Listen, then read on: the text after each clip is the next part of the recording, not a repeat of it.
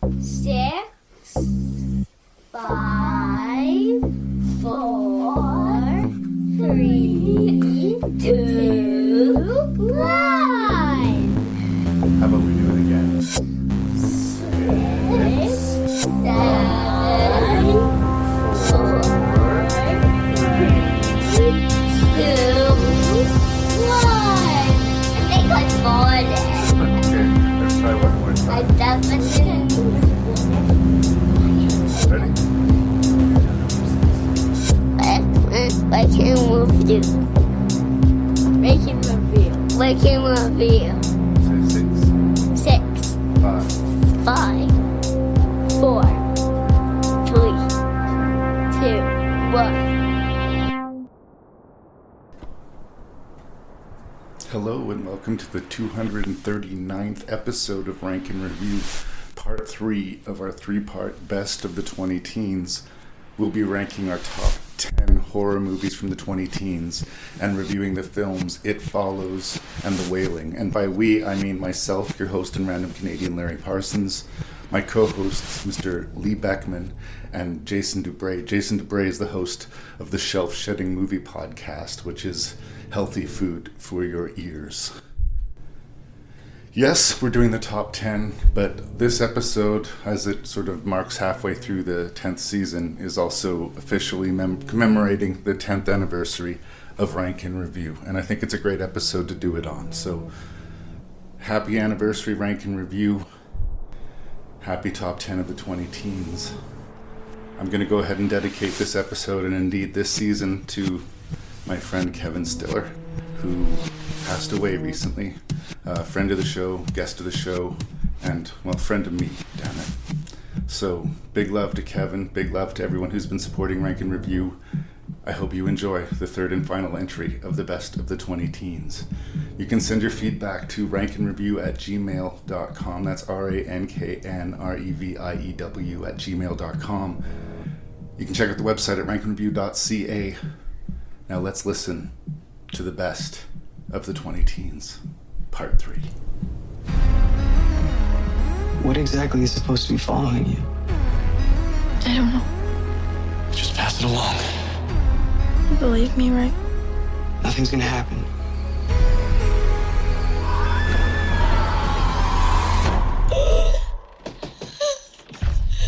See?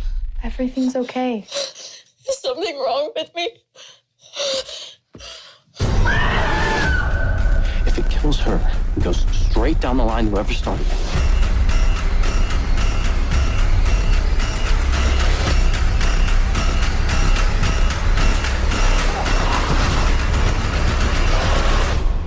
It's gonna be here sooner or later. Okay, It Follows. So, there's a lot to be said about it. It's a supernatural entity that follows you like an STD, and that you catch it from having sex and you pass it on by having sex. Yep. But it's this sort of bizarre chain letter thing, like whoever you pass it on to will hopefully pass it on to someone else, because if that thing catches them and you're next on the list, you're back on the hook. Yep. So cool idea, and the presentation of the movie is almost as if it was made in the 80s by John Carpenter or somebody who was severely influenced by John Carpenter. And we've been seeing a lot of this in the age of like Stranger Things and nostalgia baiting type of movies. But in this one, I think it's done with purpose. And, it's done deliberately. And sort of reminding you, in a weird way, reminding you that you're in this sort of B-movie aesthetic is kind of part of the fun of the movie. But our main character finds herself in this position. She meets a boy that she likes. He seems a little bit strange. Goes to a movie theater and he seems distracted, like he's always looking out for someone else over his shoulder, like his ex-girlfriend's gonna show up. Yeah. They end up in a parking lot in a car. They make love, and all of a sudden he puts some what do you call it, chloroform over her mouth, knocks her out. She wakes up and she's strapped to a wheelchair, and he unspools in a scene of complete, just story dump. This is your situation. I apologize for doing this to you. Do you see it? Do you see this thing coming towards you? Yeah. And from that moment on, we're locked into her perspective. And the first couple times she sees someone following her, like the old lady in the hospital gown in her school, we don't understand that she's the only person that can see it. It's sort of slowly unspooled to us. Well, if you've been infected by it, you can still see it if it's not hunting you, but yes. Yeah, nobody else in the hallway sees the old lady in the hospital gown, and she's calling out, and they're looking at her like she's crazy, and we have to do the math ourselves. And I kind of appreciated how it was handled. It's a cool concept for a movie, and we're introduced to a group of kids who first don't believe her, but then are put in a position where unquestionably she's telling the truth. They can't go to the authorities. What are they going to do about this supernatural curse? Mm-hmm. Such is the premise for It Follows, and I enjoy it a great deal. It maybe should have been in my top 30, but I have some issues with the third act, some choices made in the story in the third act. It was just enough of an excuse to keep it off the list, but I have a lot of respect for the movie. And it's not just about member berries. It's not just about, don't you like John Carpenter? Doesn't this remind you of other better movies? That it has its own story to tell and its own tricks to pull. So I am positive about this movie. It's just happened to come out in the middle of an incredibly thick decade of great horror movies. So that's where I start on It Follows. You selected it, Lee, so I will hand it over to you. Yep. I love the script of this movie to begin with. I know that the writer and the director are the same, David Robert Mitchell, I think it is. David Robert Mitchell. It's his name. I never did see his sophomore effort. No, this is his sophomore effort. I didn't see his third one. I like the fact that we don't learn a lot about the rules of the creature, that a lot of things are pretty vague. There's enough laid out, for the universe for it to move. But I love the fact that it's smart enough to leave so many things sort of open-ended. Something will be following you. It might look like someone you know. It might not. Yeah. But it'll be walking. It'll be looking for you. And it's on the way. Yep. I would argue it's not a ghost, though. It's a demon, because it has to abide by the law of physics. Because you can put things over it, you can shoot and distract it, you can't kill it, obviously, at least not with a bullet to a head, but it does, it has to break a window to get into the house. So I don't think it's a ghost, I think it's a demon, and since it has to abide by the law of physics, you can also entrap it. So that is another way to sort of get around it. You wouldn't kill it, but if you set up some sort of cement or some unforceable steel that, you get around it, you could. It also means you have to constantly be conscious of not boxing yourself in. Yes, therein lies the rub. Yeah. This time I picked up a lot more sort of visual clues. Every time the red shows up in the movie, it showed up enough that I thought, okay, there's something about this. Why is the filmmaker showing all this red? And it's a warning that the very next thing or the very close thing is that the creature's going to show up. I also clucked in a lot more. I remembered why there's such weird things about technology, because it has those old phones from the 70s and 80s you'd have in the house. At the same time, one of the girls is using this e-reader, and I thought, is this something as well? That whenever the creature is, but whenever the old technology shows up, the creature kind of comes in. At one point, I thought it was sort of interdimensional, but no, it's just a filmmaking tactic by the director and the. It's not 80s. It just feels 80s. Yeah, but it's done to disorient the viewer. And he says this movie did come out of a dream, surprise, surprise. So there's a sort of fever dream quality to it. And once again, all the actors are well positioned in this movie. It is well, once again, composition. I know I've used that word quite a bit in this show. But, everything even when there's nothing to do with plot, there's something to look at and keep your brain stimulated. And I also appreciate that, because it is not a very, I mean, it does move, but it does take its time. This thing that, it can walk. Well, and like so many movies of this decade, it's very much about its vibe and atmosphere. Yeah. It's almost as important as any other single element. Yeah. It's not an afterthought. Like the disturbing, the frightening, escalating, disturbing tone is the point. Yeah. And it just winds up beautifully to me. As it progressed, I felt tighter and tighter and tighter and tighter. And I love the fact that it's not really a happy ending, that this is not going to end well for these two. Well, it's certainly an uncertain ending. Certainly an uncertain ending, can I say that? Yeah. Ambiguity, I guess. They haven't solved the problem. Yeah. Which, for me, might be a problem. Okay, fair enough. But to be continued, I want to hear what Dubray has to say. Yeah, I like it a lot. I think I appreciated the technical qualities of it even more in this recent second watch. Also, you can watch, like revisiting a Carpenter movie, you see the stuff that's going on in the background. I noticed there's lots of scenes where in the background there's young people flirting with each other, which I thought was brilliant. It's, the spread of this virus or this demon could easily happen, and it seems to be hitting her at the worst possible time in her life. I don't know why though, and maybe it's because I knew I had to review it. I was fighting the movie. I was being nitpicky about a bunch of things that I just don't think would happen in reality. If I'm supposed to take this as a realistic movie, or am I not? They're trying to track down this boyfriend who's completely disappeared after this basically creepy kidnapping, and then unloading all this stuff. And then they kind of figure out where he went to high school. They go to the high school and get all of his personal information. I work in a high school. A group of college-age people come to the main office and ask for stuff. We're not going to open up the.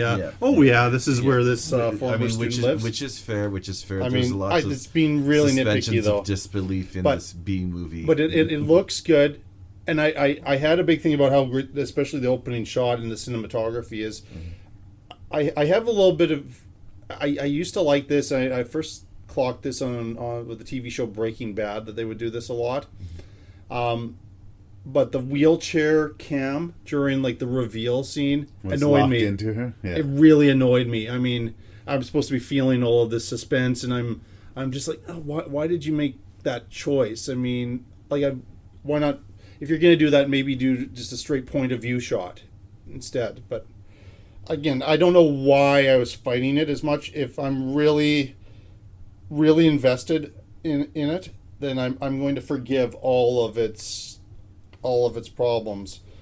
Getting back to positives, uses silences so well. It's built up, and the suspense is in the silence. I love when movies do this. I mean, I don't know how much we want to kind of spoil or ruin the end, but I mean, that image, and I know, and you're maybe going to talk about the problems you have with the swimming pool climax. It is built up. The first shot we have is of our protagonist floating in a pool. So we know something's going to happen with that. That's not there by accident.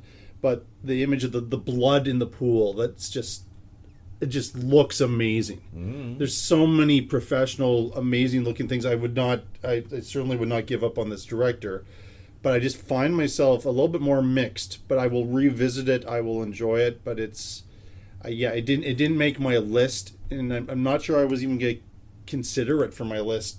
Sadly, I mean, top 50 easily, but I weighed it for the list. It was definitely under consideration, but it didn't quite make it. But I would recommend it to people and horror fans. I would get not steer its anybody away from reputation, it. and again, any other decade it would be on the list and probably high. I also really like that they don't know what it will look like, but it can choose to look like someone they know. It's very sort of seeded, this whole The father's not in the picture. There's photographs of him in the house, but we never see him. She looks The parents are nearly obsolete. We know narratively about the mother, but she's always off camera. The only time we ever really see her is when she's hugging her child at near the end of the movie. But towards the climax, when it comes into the swimming pool, it's her dad, and they're asking her who it is, and she doesn't even want to answer, and it's so personal to her. Or the fact that it shows up stark naked a few times. Well, there's a sexual intent to it. You get it through sex, and it's implied that it kills you with sex. It fucks you to death, or some sort of supernatural equivalent of whatever that would be. But yeah, the old man stark naked standing on the roof of the house. Well, it's the father, I think. Yeah. Troubling. And because you never know what you're going to get, but sometimes they'll stand out in a crowd and sometimes you won't. It has you looking all over the screen, and the director knows that and uses it very well. On that level, the movie is impeccable. I do have issues with the third act. And I was talking with my buddy Matt about the movie The Ring. Yep. It's another curse movie. Hey, this is arguably a curse movie. And I said, I've got The Ring cracked, by the way, buddy. If I watch The Ring tape, I'm giving it to you, and you're going to watch it. And then you're going to give it to me a week later, and I'm going to watch it. And then I'm going to give it to you a week later, and you're going to watch it. And in between, we're going to make fun of Samar. Because we're not spreading her curse, but we're still showing her tape. And fuck you, right? Yeah. And ha ha ha, we had a good laugh about it. But, I mean, that didn't really occur to me until a decade or so after I'd seen the movie. Yeah. Right away with this movie, I saw tactics and decisions and things that they could do that do not equal this Scooby-Doo ending with a bunch of kids with electrical appliances breaking into the swimming pool, luring it into the middle of the water, I guess so they could see it. I guess was the idea when it was in the water they would be able to all clock where it was. Oh, maybe. The plan is terrible. It doesn't make any sense. It doesn't make a little bit of sense. It is not the plan of a child. It is the plan of a stupid child. Also, if you discovered you had this, would you get on a bike and go to the creepiest park possible? By yourself? Or go with a group to the lake? Once again, fight or flight. I mean, they don't know. I have to remind myself, they don't know they're in a horror movie. Right. I mean, they're experiencing something eventually where they're like, this is... I'm not bothered with them going to the lake. They don't believe her yet at that point. But what about her biking away like that and getting away from... Fight or flight. Yeah. That's fight or flight. And again, like, it would be a hard thing to wrap your head around and, like, make real for yourself. And she saw the tall man, boogeyman, in her house. The rest of them didn't. They just saw her freak out and flee the place. So I get her friends not believing her, but still being caring about her and wanting her to solve. But the choices that they make to do it, like... The one guy who's obviously in love with her offers to sleep with her, but she won't do that. But she will sleep with the hot guy across the street, who consequently is fucked to death by a supernatural visage of his mother. Good times. That guy was actually in Beneath, that actor. Yes, he was. Fun fact. And he was a decent guy, too. I mean, he, you know... They talk about going to a prostitute pretty early in the movie, but once you know for a fact, yes, you are being haunted by a supernatural rape demon, your options are get raped to death by the visage of your father, or take a road trip, sleep with a prostitute, keep going on that road trip, sleep with another prostitute, I don't know, fly to Honolulu if you can afford it, sleep with a prostitute, fly home, you're pretty good. Yep. Like, again, and like, it didn't take me years to come up with this conclusion, right? Yep. But you're a bunch of young college kids. I mean, they obviously have, some of them have some money, but it just... The fact that it's a bunch of young college kids arguably makes it worse. If the solution is have lots of sex, young college kids, we're fine. Send them to the Piranha 3D movie and put them in an orgy and it's fine. Again, it's bad news. Somebody somewhere is going to be raped to death by this evil spirit, and that is not a good thing. But it is a very, very easy and available solution that gets talked about but not really used until the end of the movie for no other reason than they need the movie to continue. And for all the things they could come up with, it wasn't to try to confront the demon or exorcise it. It was this ridiculous pool plot. And it was entertaining and funny and inexplicable while I was watching it, but it dropped the movie down a level for me. See, I bought what he was selling me with his comment that this is what kids would do to, you know, come up with some sort of plan that they did not think about. I think as well, I mean, the movie is part homage, and I bought that. I mean, it, like I said, it's deliberately given a cheesy title called It Follows, and it's a love letter, much like Cabin in the Woods, that, yes, you can nitpick if you wish, all, you know, what doesn't work for the movie and how, you know, this is not believable. I would argue at some point, and it doesn't always work with certain movies. Like, there's some movies where they're so bad that it just adds on top of the, I won't buy the leaps of faith that the movie wants me to ask. Wouldn't it be nice, though, if the third act was as smart as the premise? It is a good premise. I mean, and it plays on that idea, like the mythology around horror movies about the virgin is the, you know, the survivor. That's the only safe person, the person who doesn't have sex. It still has that Republican don't have sex before marriage or sex is bad thing connected to it, but in a 21st century way. So I really want to love this movie, Lee. I really... Hey, it's, I'm not offended, close, but I don't know why I was fighting it. We're doing a top 30. It would probably be in the top 50 for me. It just didn't make the top 30. Maybe once top again, 40 I even. shout out Disaster Piece. The soundtrack. Yeah. The music's great, Well, very much like an homage Carpenter-esque soundtrack. And again, I love the vibe and the patience and having you looking in the background. You stop, in a way, it distracts you from the dialogue after a while. You're like, yeah, but keep an eye on your background, you guys. Yeah, no, like you do actually pick up more of the creature with each viewing, I believe. But I do love the fact that they explores that whole panovision thing that Carpenter used to use with Halloween and other filmmakers tried at some point. And it is to look at the sort of, you know, what's provided in the background on how it comes sort of center stage or the foreground out of nowhere. I think at one point it does provide a jump scare or two. But it's not reliant on it. It's like, you know this thing is coming and you don't know where and you don't know when. And that's the horror. Yep.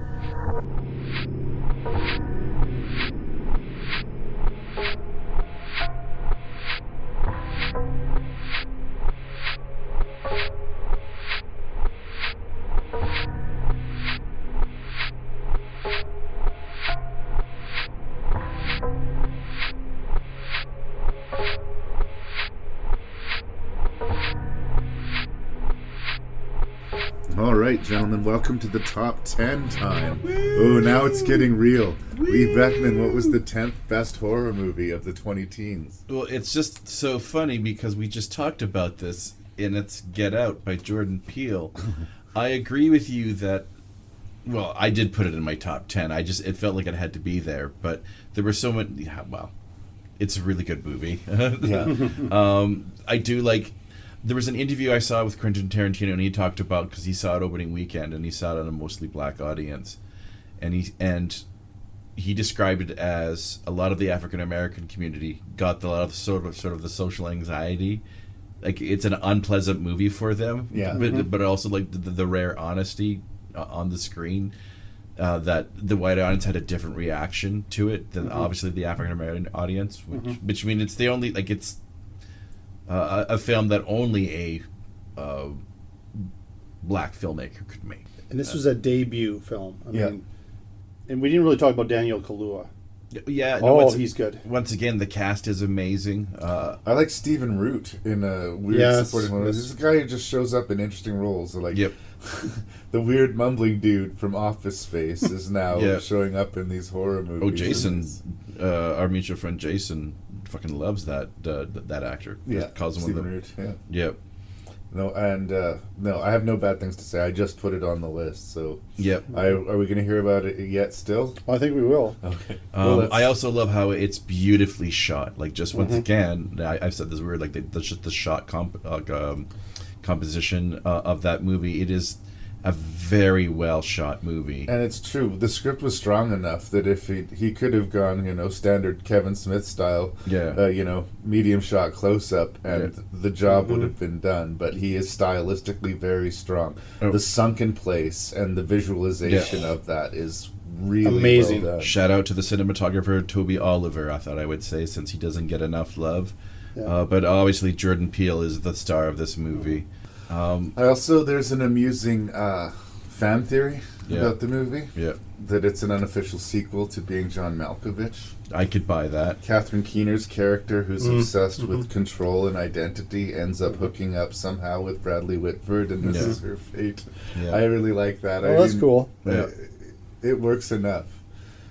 Yeah. Yeah. No, I do also like his friend who, obviously, spoilers, comes, not quite saves. No, does save the day. Well, yeah. He was a moment after that. Clue, the Clue character was out of danger, but when we saw those police lights, your heart just sinks to your feet. Like, oh no! Yeah, the first time it's like no, Harry is the this is gonna be name. This is gonna be done so wrong. This poor man has been through enough. But what's your number 10, Mr. Dubray? Yeah, so my number 10, Yeon Song-ho. This is a Korean film called Train to Busan that I would imagine would be mentioned on I'm sure on all three of our lists. I haven't seen it for a while. I didn't get to rewatch it, but it moves unlike any zombie movie I have ever seen. And the train location is perfect, and the obstacles put in front. I feel like a broken record with this. But the more obstacles you put in front of the characters that we care about, the better for any zombie movie or any slasher movie.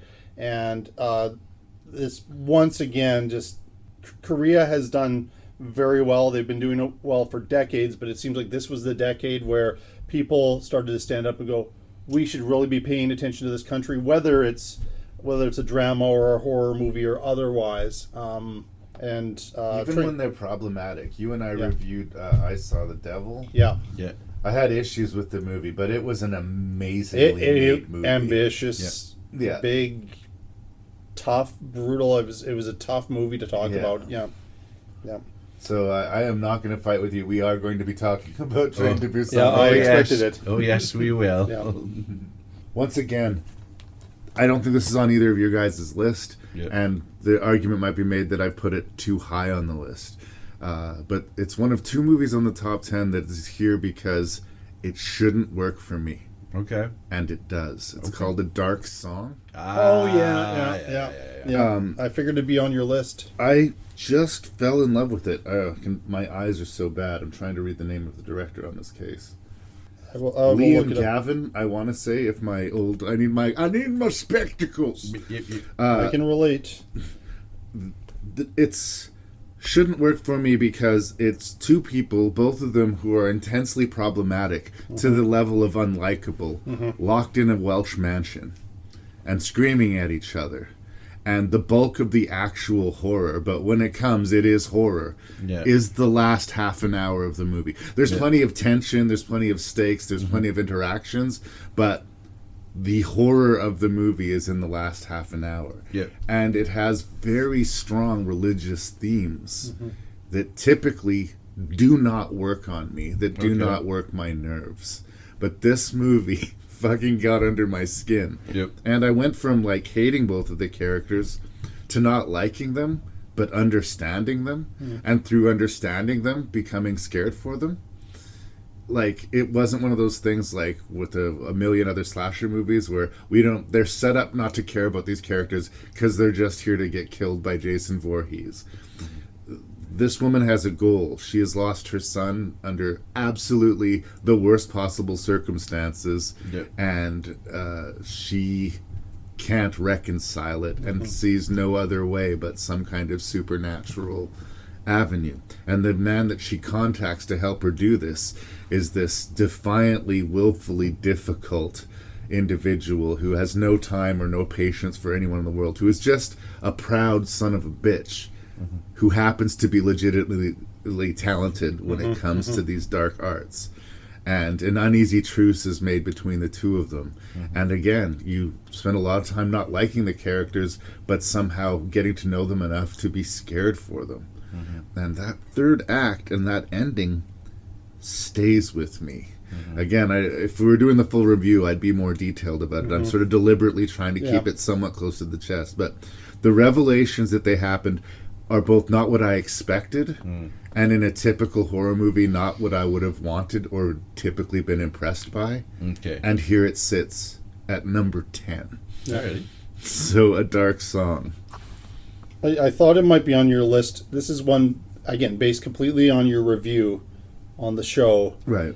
There was some sort of a sale. It was a digital, not a physical copy. I bought it sight unseen, and it sat there, and I hadn't watched it, and I was like, I have to watch this for this podcast. And I guess I had a little bit of expectation. I shouldn't have expectations, especially when it's this much of an independent film. I liked it a lot. I agree. I had trouble liking the characters, and there's scenes in there where it becomes even harder as you go along, but you do understand them. And I like that you're in your top 10 champion a film that not a lot of people have seen. Usually, it didn't make my list, but if I don't like the characters throughout the movie, that usually takes me out of it. Yeah. And if there is an implicitly religiously themed ending, mostly I tend not to like it. This movie has both of those things, and I really like it. And I like religious horror, and Right. it works on me, I think, better than it works on you. Right. Usually, so I thought this might be one that I would for sure be having on my top 30. It wasn't quite there. I don't know where it would land in the top 50-ish, but it's worth mentioning. I'm glad that you are giving it some time here. Did you see A Dark Song, Lee? I have not. I want to. I'm sure it's going to be one of those movies that I'll be like, it has no reason being not on my list. It's very indie and very small scale, and it's largely just those two actors. And it's one of those And I've things heard that it about will it. connect for you or it won't. But if it does, you will be thanking me. And another brutal number from the UK. I mean, that's, No, I've heard nothing but good things about it. Nothing good but good things. I'm head and shake. Well, we're in 9th position. Can I interrupt you? Or? Yeah, sorry, no, I'm just preparing. He's looking up the notes for his movie. He's not on Snapchat. This is I what thought you were texting your mistress or something. I'm just getting ready to talk about Motherfucker Don't Breathe. Don't Breathe. And how I am shocked and appalled that this film didn't even make your list, but whatever. I love that movie. Yeah. I love that movie. You and I saw it in the theater together. Yeah, and, yeah. I I'm remember- surprised too, actually. Because I thought for sure it'd be on your list. Yeah. But Well, we are going to talk about Fede Alvarez. There's Yep. a woman at the back of that theater who screamed out loud 2 or 3 times during the movie. And Yeah. you could just tell it was working the nerves of the whole audience. Yeah.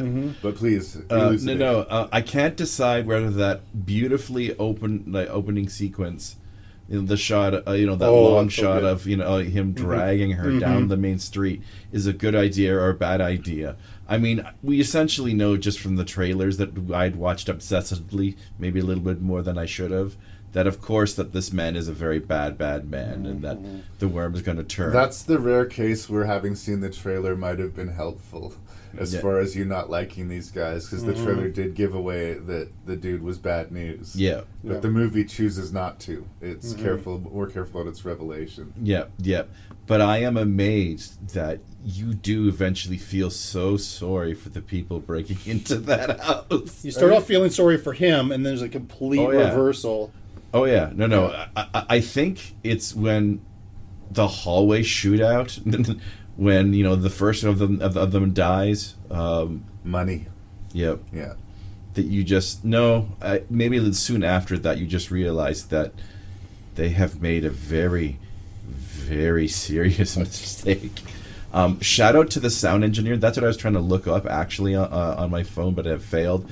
But Alvarez and his sound team, the use of sound is the selling point of the movie, because in a lot of ways it's just another home invasion thriller, almost kind of Zatoichi-esque in a little bit of ways.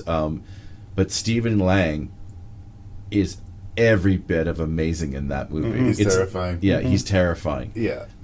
It's a great horror villain. I think it's one of the best villains of the past decade.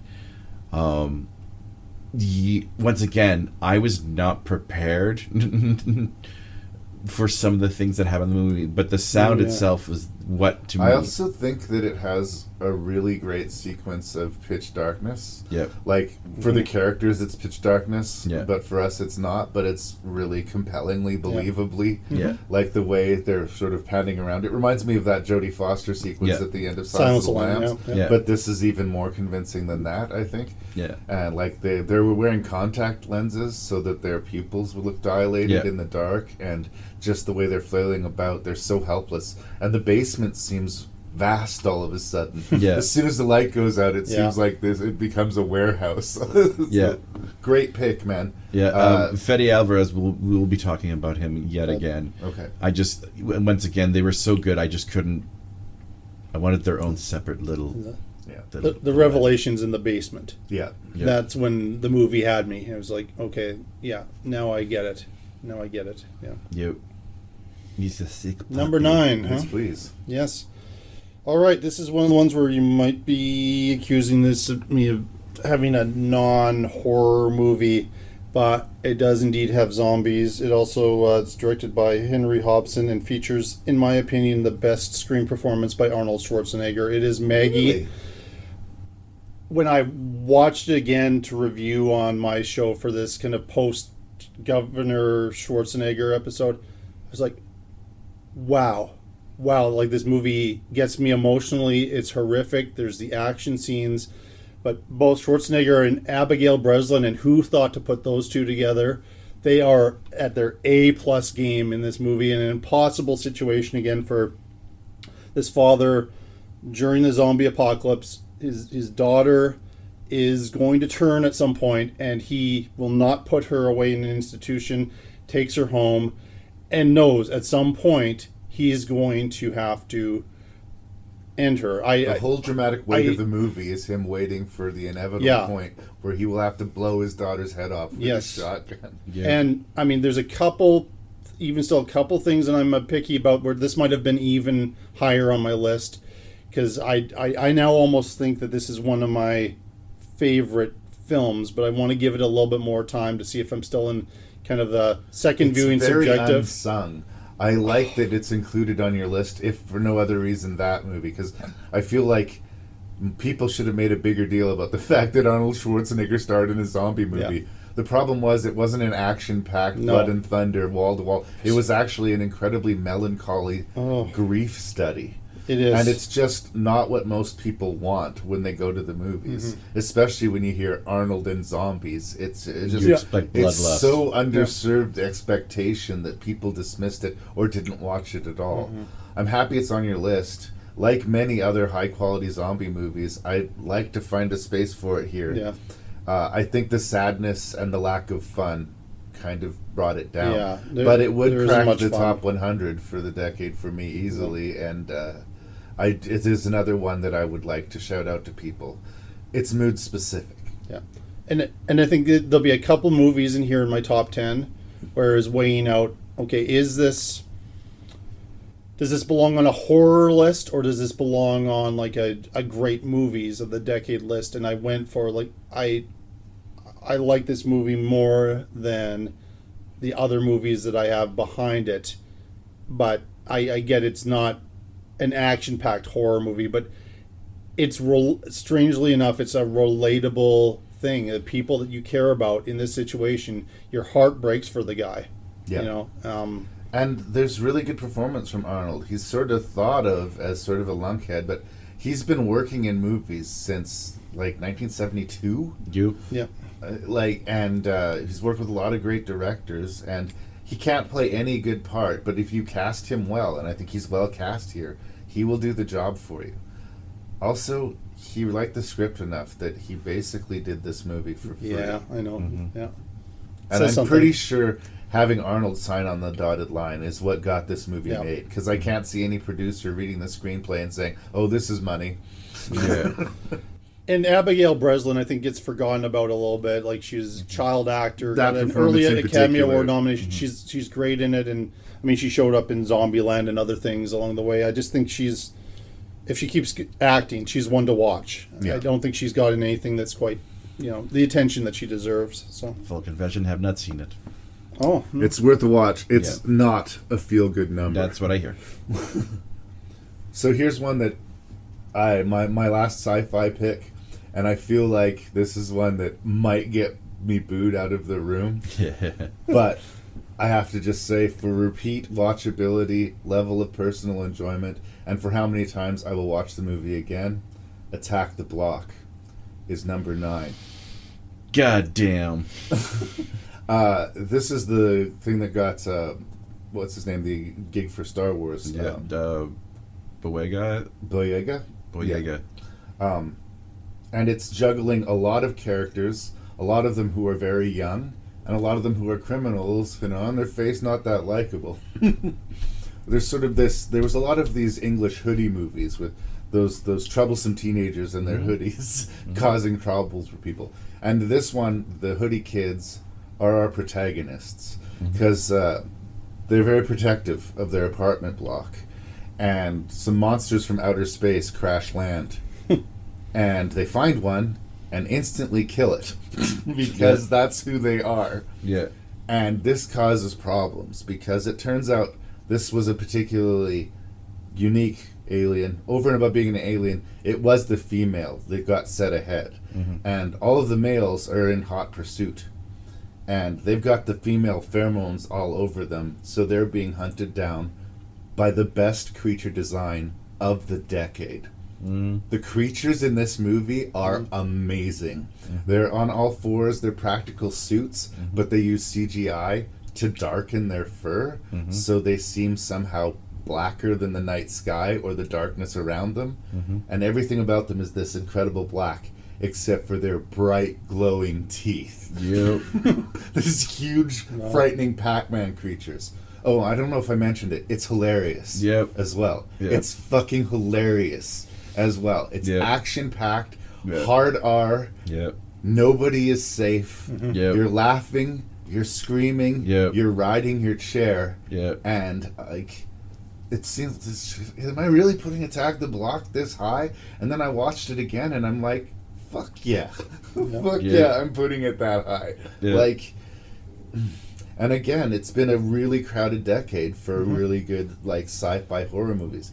Just did that Life movie with Jake Gyllenhaal. Yep, That yep, was super solid. Yep. I mentioned that Scarlett Johansson one. Under the Skin. I could have put more on there, but again, I'm talking about entertainment value. I'm talking about rewatch value. Yep. I'm all there for Attack the Block. I've heard same writer, They same keep director, threatening a sequel. same cast coming back. All of the kids will have grown up, except for Mayhem and what's his name, the two little guys. Yep. Will probably be teenagers now. But Yep. a lot of times they'll say, "Oh, leave it alone, don't fuck with it." But if they can make it half as good as the original, holy shit, you guys! I'm showing up for it. So I have no reason for it to not be on Attack the the list. Block.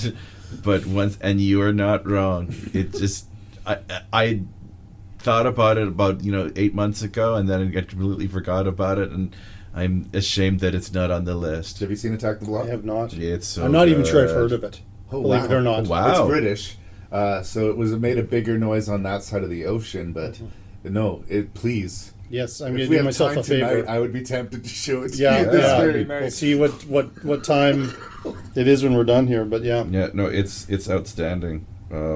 Joe Cornish. Joe Cornish, yes.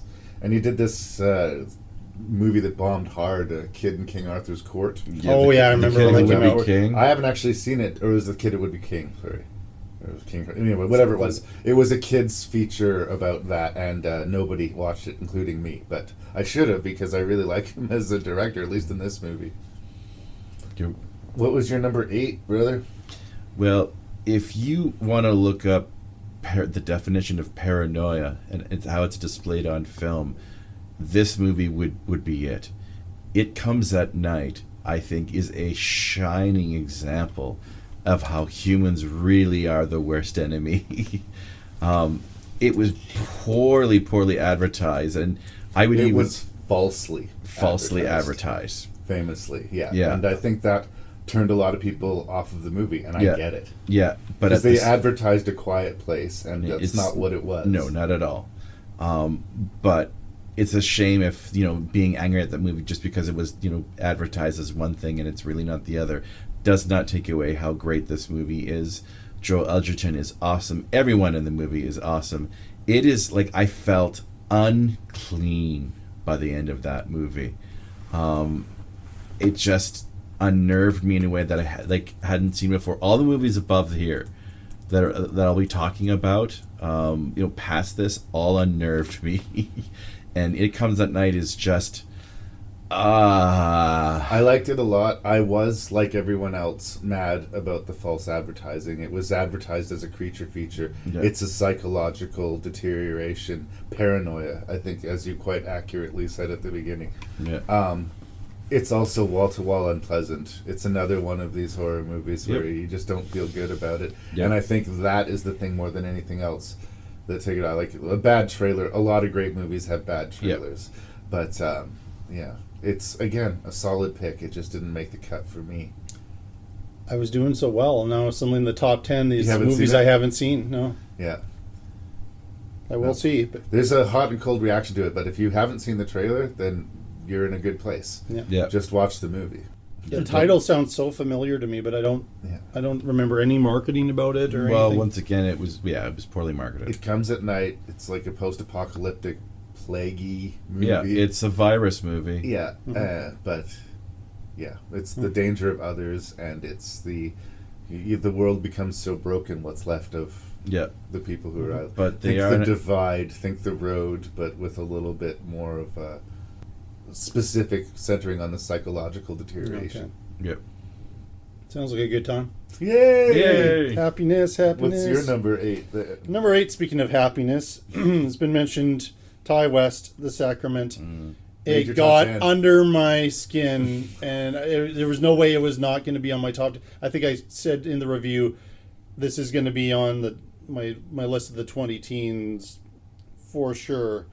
The kind of faux documentary forced perspective makes sense, using that Vice reporters coming in to kind of look at this Jim Jones cult. Gene Jones, I would argue, is one of the scariest characters in the decade for horror. And again, not another knock at it, but way scarier than Sarsgaard's Pennywise. And because he seems like kind of a genuine guy, you can understand why people fell into this cult. And again, the guy who is scared to death of Javier Bardem in No Country for Old Men, I didn't recognize that guy at all when watching this. He's got no status in No Country for Old Men, and he owns all the place. status in this. Yeah, It's like, and he shows up in The Hateful Eight as well. He's Yeah. such a good actor. He's probably going to be one of those guys that I'm going to start seeing when I revisit movies. Yeah. He's been around forever. And he's just been in didn't- all this stuff and just Yeah. haven't paid enough attention to him. And this really got me paying attention to him and Ty West as well. It wasn't the first Ty West movie I saw, but I was just, this feels like a completely different movie than Innkeepers. But it's still got that weird precision and patience. There's something about a It's a Ty West slow movie. burn. You can feel the vibe of it. But I'm going to talk about like kids being killed, and there are no prisoners in this movie. It was the most uncomfortable in an uncomfortable list of cult films that we were talking about. This one just really And again, no one seems to talk blew about me away. It just, no one mentions The Sacrament. No. I'm glad that you're including it as well. Yeah, I mean, it's devastating. It is. It's a devastating movie. And yeah, not fun. Yep. Not fun, but effective. Oh, and still It's stayed good. with me. I have, once again, no excuse. Well, speaking of not fun, I have my last tie, and it is related to a director, and it's probably easy to predict. We have Hereditary and Midsummer Yep. from Ari Aster. Yep. As far as a 1-2 punch debut to the horror genre, Wow. can we just say holy shit? Yep. Like, wow. I am not a supporter of Beau is Afraid, but heard. He still has a lot of rope with me. Like, I will watch another one of his movies. Like, I would say maybe he's better at horror than he is at comedy or satire. Yep. But wow. Yep. The only reason they're not higher on the top 10 is, again, the times I'm going to be revisiting Hereditary and Midsommar compared to Attack the Block or The Shallows or anything like that. They are undeniably incredibly unnerving and effective movies. And yes, they are accused of being grief porn and exploiting people who are suffering losses. But I don't know. It's sort of like anytime someone becomes too hot, there seems to be this fringe group rip them down, that needs to knock them down. This thing of horror stories starting on the precipice of tragedy has been with horror as long as I'm aware of horror existing. Like, it's just they don't usually make the meal out of it that Ari Aster does. Both films, in the first act, your main character loses members of their family in ways that are traumatic and troubling, and that sort of set the table for the horrific events that are going to unfold through the rest of the movie. And again, I know you weren't big on the ending of Hereditary. I thought it had some real teeth to it. But then the counterbalance of Midsommar, Hereditary is pitch black, both literally and figuratively. And Midsommar is bright. Out in the open. And it ends with a woman wrapped in flowers with a beaming smile on her face. Yeah. And it is horrifying. Yep. Like, again, I couldn't pick between the two of them, and if I used both of them as a slot, they would take up 20% of the top 10. So I've had a director tie in each section. Here he is, Ari Aster. I mean, this has been a well-celebrated thing. This is one of the ones that was obviously going to be on the list. So, particularly Hereditary. So, there it is. I don't feel the need to defend this one. No, you don't. No. We will be talking about Ari Aster again. Quelle surprise. I will say this, and once again, Midsommar has no reason to not be on my list. The only thing was, I knew it's The Wicker Man, or at least those of that folk horror ilk. It's beautiful. It has no reason to not be on the list. Like, please understand.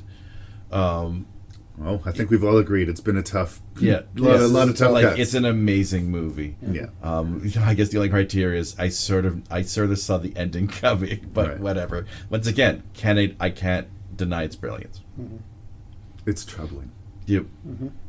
We've talked about Fede Alvarez before, so let's talk about him again. And you know what's funny? And I think it was the poster that pissed me off because it was daring me to just, like, it's not the scariest movie ever made. That I walked out with a little bit of an attitude, even though I really enjoyed it. What did they say? The most grueling experience in horror you will ever experience? Yeah. Like, or just something like that. Hyperbole, whatever. And then I saw it again with you, and I realized, no, this movie's fucking awesome. Evil Dead.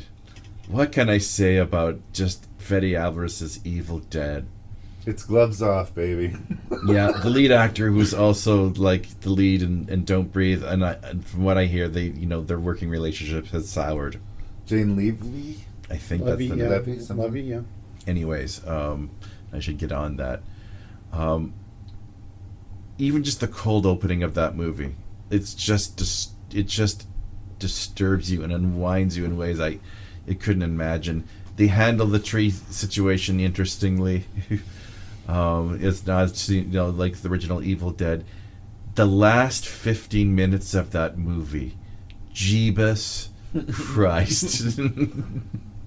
Just when they finally, like, she's chainsawing the demon for the last time. It's very wet.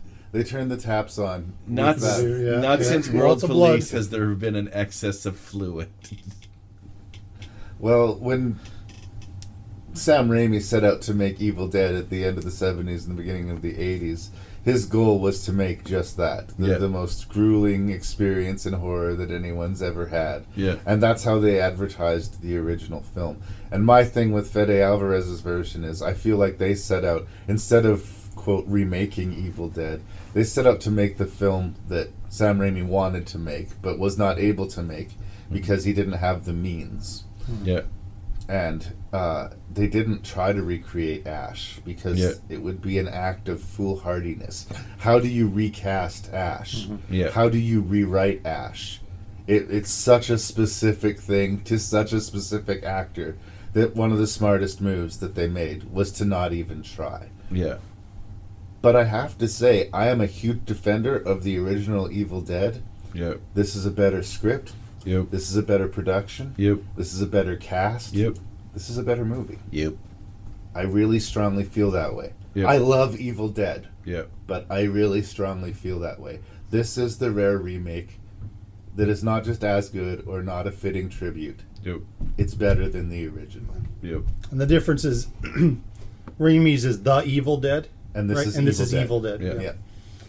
Yeah, I rewatched it again because my reaction the first time I saw it was I despised this movie. Right. Every Really? fiber of my being. I have softened big time on it to the point where I would give it maybe a 3-star review, which is a big leap from where I was the first time I saw it. It's not on my list. It wasn't. Never even in contention yet. I just can't not get there. I cannot separate myself from the love of the original trilogy to these new ones. These new ones are they're fine for what they're doing. It sounds probably really ridiculous. How over top these movies are that I'm saying they're fine, but for me they're fine. Their target audience is going to love it. I know people really love this Evil Dead Rises movie as well. And I just cannot get on board this new wave of Evil Dead films. Right. I am missing. I would say that Evil Dead I'm missing Rise- Ash. I'm missing Sam Raimi. Right. I know they're producers of these, but I really am missing that. I would say Evil Dead Rise is my least favorite Evil Dead movie, but I would also say that there are no bad Evil Dead movies. And for a franchise this deep in, 5 in, yeah. that's pretty impressive. Yep. Yeah, the closest. I don't know. I have to think about it a little If bit. it's not for you, it's not for you. It's This is not. definitely one of those things, like if you're not into this, it's not going to work for you. I also like that they gave them better reason for them to be at the cabin. Yeah. They I had to like all the isolate. changes. She's trying to get off of drugs, and when she starts complaining that there's demon possessing her and that the trees nobody were believes raining, her. Yeah. Of course, nobody believes her, and Yeah. it's justified. That's the stuff that worked Yeah. well for me this time, and the level of violence. But again, this Yes. I mentioned my issues with the torture porn. Yeah. This felt like it was married to torture porn a little bit too much, and I still felt the fun I in spite of it. I did yeah. not Oh, have. yeah. I haven't had fun with the last two. Yeah, That's what I'm missing. And is that the would be fun. the difference. Yeah, Yeah. fair enough. I mean, brother. they are capital H horror movies, and I will give it that. And maybe again, this bad habit of penalizing these movies for the movie I want it to be. right. I need to look in the mirror at myself about that a little bit and maybe revisit it. But Hey, if it's not for I'm you, not it's there not yet. for you. If it's not for me, I'm not putting it on the list either. But yeah, we're gonna talk about Evil Dead again. I'm a big fan. yeah, I Yeah. expected it fully, and that's why I rewatched it because I thought, well, maybe I was too judgmental the first time. I think I was. yeah. The But- cheek scene alone. Yeah, Well, that brings us to you, brother. number 7, right? Yes, please. Yeah, this is where I put Get Out, directed by Jordan Peele. A very important movie, one of the most important movies of the decade. I think I remember my initial reaction was kind of like above average. I wasn't there with it being like the great movie of that year. It came out early. It was a February release. Didn't know what they had. And yeah, they really didn't know what they had. And I had to do some thinking, and when I went back to it, and it's like, wow, is this? It gets better and better each time, and that's kind of the Jordan Peele thing. I think Nope got kind of a It's lukewarm better the reception, second time. and I think as people start to watch that one more, Yeah. Yeah, it is And- better the second time. I Yeah. found that to be true. Yeah. but like the acting, the importance of it, the allegorical qualities. But if you're not reading any of that, it is an entertaining and horrifying film. Like when the thought of somebody going and taking over your body in that way I don't care what race you are. That is a horrible, horrible thing, right? Where I struggle a little bit is actually related to The Friend, where it might have made my top 5. You know, it was going to be in my top 10 no matter what, I think. Is The Friend is this comic relief, kind of goofy character. He happens to show up at exactly the right moment. And we kind of get a little bit of this false lead that it might be the police coming in, which worked for me the first time. Fun fact: original ending. That didn't happen. The police. Original ending: he's in jail, and his buddy visits him in jail, and that's the end of the movie. I like that ending. Yeah. It may not be as much To of a me, crowd I think pleaser. it would have been too far. You think it would have been over the line? I really do think he'd gone through so much at that point. Like when we saw those police lights go up, our hearts sunk to our feet. Yes. Like we already knew what was going to happen. And then there was this joyful subversion when it was his buddy. You're like, oh, yes! And you kind of needed it. I don't think it would be it would still be an amazing movie, but I don't think it would have the same amount of love. I think it would have sunk the movie. It would have been like The too Mist. preachy, and that, maybe? No, Maybe. it would have been like The Mist. So depressing. Which you both chose as your top movie That's of the right, yeah. aughts. So, Yeah. I mean, you know. But Yeah, I mean, it's a debate. I don't think it was a compromise, and like, I don't think they forced him to make the change. I think it was a change that he came chose. to. But it is interesting that was the case. I don't know. I don't know if it would have made me feel too bad, if it would have triggered my white guilt too bad, or something like that. I really wanted him to get out of there. Or and it I was might have really been happy that he like did. the anti-Barbie crowd might have come out against that Exactly. movie and created a big political thing. Instead, they enjoyed a solid horror movie, very well written, well directed, as we talked about, and yeah, he knows what he's doing. And I just did not see this coming from a guy who was on a comedian on a sketch show. Yeah. Again, I thought it was probably going to be in your guys' top 5. I thought I was being pretty subversive putting it at 11.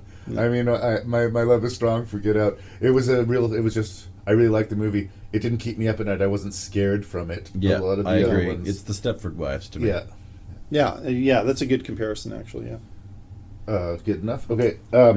So my 7th place, I was talking about, there was 2 on the list that I have here because they shouldn't have worked on me as well as they did. Okay. And I would love to have seen it. Originally, it was a stage piece. It's called Ghost Stories. Yes. Jeremy Dyson and Andy Nyman wrote and directed it. Andy Nyman plays the main character. And, of course, our friend Martin Freeman, who likes to show up in awesome movies, shows up here as well. And it's kind of an anthology movie. And it's one of these movies where if you're a horror-savvy guy, you're like, I see where you're going. I know exactly where you're going, movie. Don't try to play me, movie. And it still plays you. It still has an unexpected sort of twist, which I'm not going to get into specifically. But it's an aggravating. Most movies that pull this twist, it pisses me off. Like, I don't like unsolvable mysteries. I don't mind a trick, but I like to be able to go back and see what I missed. And I don't think going back would help you solve the riddle of the movie. But the individual pieces, the premise is, as we understand it, this guy is a professional skeptic. And his sort of role model, who disappeared, contacts him out of the blue and basically tells him the reason he retired and quit were these 3 cases, these 3 ghost cases. If you can go and solve these for me, let me know, and we'll both feel better about things. But my life has been a farce, and your life is a farce, is basically what he's saying. Yeah. I sort of started my life being a kid that believed in everything, and the older I get, the more I become this sort of skeptical curmudgeon. So here we're set up for this morality tale that's going to teach this smug non-believer what's good for him. Yep. And that does and doesn't happen, but the isolated ghost stories work enough, and I was enthralled in trying to figure it out enough. And the ending came, and I did the sort of facepalm thing, and it just wouldn't leave my brain. It's an intensely cinematic movie, which makes it interesting to me because it's based off of a stage piece. A lot of times that makes the movies feel like a long monologue or like things that you can get away with on stage you can't get away with on screen, and it doesn't feel like a play. It feels like a very clever movie made for savvy horror audiences. it all hangs on how you feel about the twist. But I think they pulled it off in a way that few movies could. So Ghost Stories made the top 10. No reason at all for it not to be on my list. It's not there, but no reason. It's amazing. It's on my to-watch list now. You haven't seen it? Because I haven't. No, I'm doing worse with the top 10 here than I did at any It's other good. point. It sounds great. No, it's a lot of fun. And, it's certified fresh according to Rotten Tomatoes, so therefore it Well, couldn't then- possibly be anything but amazing. No, it's because good. Rotten It's Tomatoes is the greatest. So that was my 7th. We're in 6th position, brother. So, you know this guy, Alex Garland. I'm aware of his work. Yeah. He made this movie called Annihilation. That I will fully agree. I saw it with the right people. So story is that one of Jolene's colleagues from her past work wanted a night out and had actively said she hated horror movies. So I managed to convince them to say, "Oh, it's a science fiction movie. It's a science fiction movie." And right about the part I think where they're seeing that video playback of the inside of Yes. his Some body. intestines coiling like they're Yep. a snake or something. Yeah. She turned to me and went, "Fuck you." And Jolene was in the middle of us, so of course she got hit repeatedly. So Annihilation is awesome. I was gripping myself when they started walking into, was it called The Glowing, I think what it was called? Yes. Shimmer. The The Shimmer, Shimmer, yeah. yes. Then the bear shows up. The bear sequence is what could arguably make the film qualify as a balls out horror movie. Yeah. The idea is that a comet landed and this area is slowly expanding irrevocably. Eventually it will consume the world. And every team that's been sent in there to investigate what's going on has not returned until this one gentleman does. And so they try another team, interestingly all women, to go into the Shimmer and explore it. I don't know if they expected that would somehow give it a different It reaction. had been all men before. Yeah. So we're set up for doom and gloom, and what are we going to see when we get there? And it's like, what's going to be in the mystery box? As I said, it feels like a loose remake of The Color Out of Space to me. But I already had so much sci-fi on my list, and Ex Machina was going to be represented. I just couldn't find room. I do like it a lot. Yeah. The score is also really, really, really, really good. Shout out to the score. It's a beautiful looking movie. The crocodile, I should have seen that jump coming. The discovery of that person who's part plant into the wall. Annihilation is really good. Amazing cast. Really like Jennifer Jason Leigh. She's always great. Always terrific. Yeah. Yep. Natalie Portman's really good. Good time at the theaters. Who? Again, I'm not fighting you on it at all. I'm It's trying to not think on of my Oscar. list. Oscar I don't know Isaac. what to tell you. Yeah, I'm just trying to remember the name. Oscar Oscar Isaac, Isaac, yeah. that's right. He's really good. Annihilation. And I love that ending. Love the ending, even though I hear it's different from the book. I've not read the book, but Neither I've have I. kind of the movie. How do you feel about it? Annihilation? Yeah. Oh, yeah. I think it's a terrific film. Yeah, keep listening. Okay, we're not done yet. Wow. No. Well, But my number 6, and I almost wish it was in the top 5, but it was too tough. I mean, and when I broke up the ties and decided no ties, this kind of changed it a little bit. This is where Midsummer is. Ari Aster. I much prefer it to Hereditary. It's an epic length film, but it is constantly interesting from the amount of grief that this poor woman is going through to this her boyfriend and the friends clearly do not want her to go on this trip, except for that very accommodating European young man, and Florence Pugh. She's amazing. She's the real deal. She's one of the actors of her generation. Even in something that's kind of panned, if she's in it, I'm interested. She's in Oppenheimer, and she's very good in Oppenheimer. And I was just oddly enough, it was Gerbig's Little Women that I first started to pay attention to her ahead of Midsummer. But this is one of the great performances in a horror movie of the decade, and probably in any movie as I think I was nicer to Black Widow than I should have been because of her. Yeah, she was. Yes, I mean she adds so much to Black Widow, I kind of like Black Widow more than most people. And yeah, you're right. There is something about her being in there that makes it the whole thing better. And there's, I mean, the sequence where she drinks the tea and goes on that trip, and then Really it cool takes it takes visuals. a long time before we see the outright horror. But when we see the horror, it's like they just did that. Yep. That this was wow. Like everybody is in so much danger now in the brightest. You're absolutely right. Hereditary was so dark for most of the scenes, and we're in broad daylight, and you are just at the edge of your seat, gripping your. And I have only seen this once. I've wanted to watch it again beforehand, and it may have jumped a couple of the other movies in my top 5, but this is one I will revisit time and time again. I love Midsummer.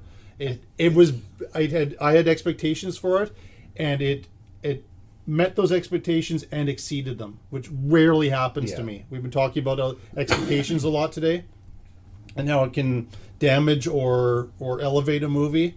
This one delivered the goods. Like, this is a talented filmmaker.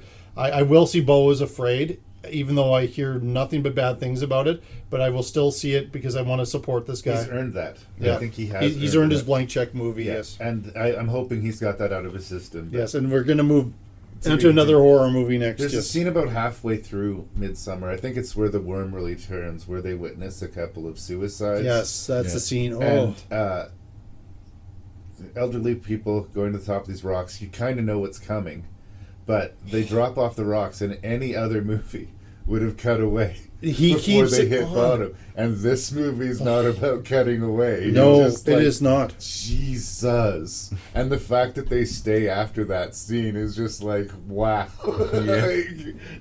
This is not going anywhere good. But how are they going to get away? Like, Yeah. they're in the middle of nowhere. I think even before then, you knew they're fucked. Yeah. Yeah, well, I knew because I was watching a horror movie that they were walking into from the beginning, and somebody who seemed super nice in the first half an hour of a movie. Yeah, watch out for that. But I don't care if I could predict some things along the way. As you said, you were able to kind of predict what would happen towards the end. I knew where the story was going. I just did not care because it was such a solid film. So For I love me, Midsummer. In 6th place, we've already talked about it, The Witch. It's got a very powerful, specific identity. It feels like it could have been made almost any decade. Yeah. But it required somebody who had a very strong vision and who did not compromise, didn't move to the left or right at all. It respects its audience and says, go with me on this. I am going to disturb you. And if you take the ride, it will disturb you. But I think this is one of the horror movies that requires almost your audience participation. Yep. If you're halfway in your phone or if you're not actually listening to the dialect, if you're not there for the movie's not going to be there for you. Yep. And I have so much respect for Eggers for Yep. not fucking caring. Like, Yeah, well, it's no, like, it's one I'm of going to those- make this horror movie for people who really like horror movies, and those people are going to really like it. And Yeah. I'm on board. Yep. Oh, I love him as a filmmaker. I have to give that film another day in court. Like I said, I just started at the wrong time. Yeah. My first time I would say was probably the wrong time. When I watched it again, I was like, wow, now I get it. Now I get why everybody, well, not everybody loves it. It is a little bit polarizing, but still, the people who get it love this movie. And it jumped way up my list when I rewatched it. There's a child performance, the middle son, Yes. who gets sick and cries out to Jesus as he is dying in front of his family. Yeah.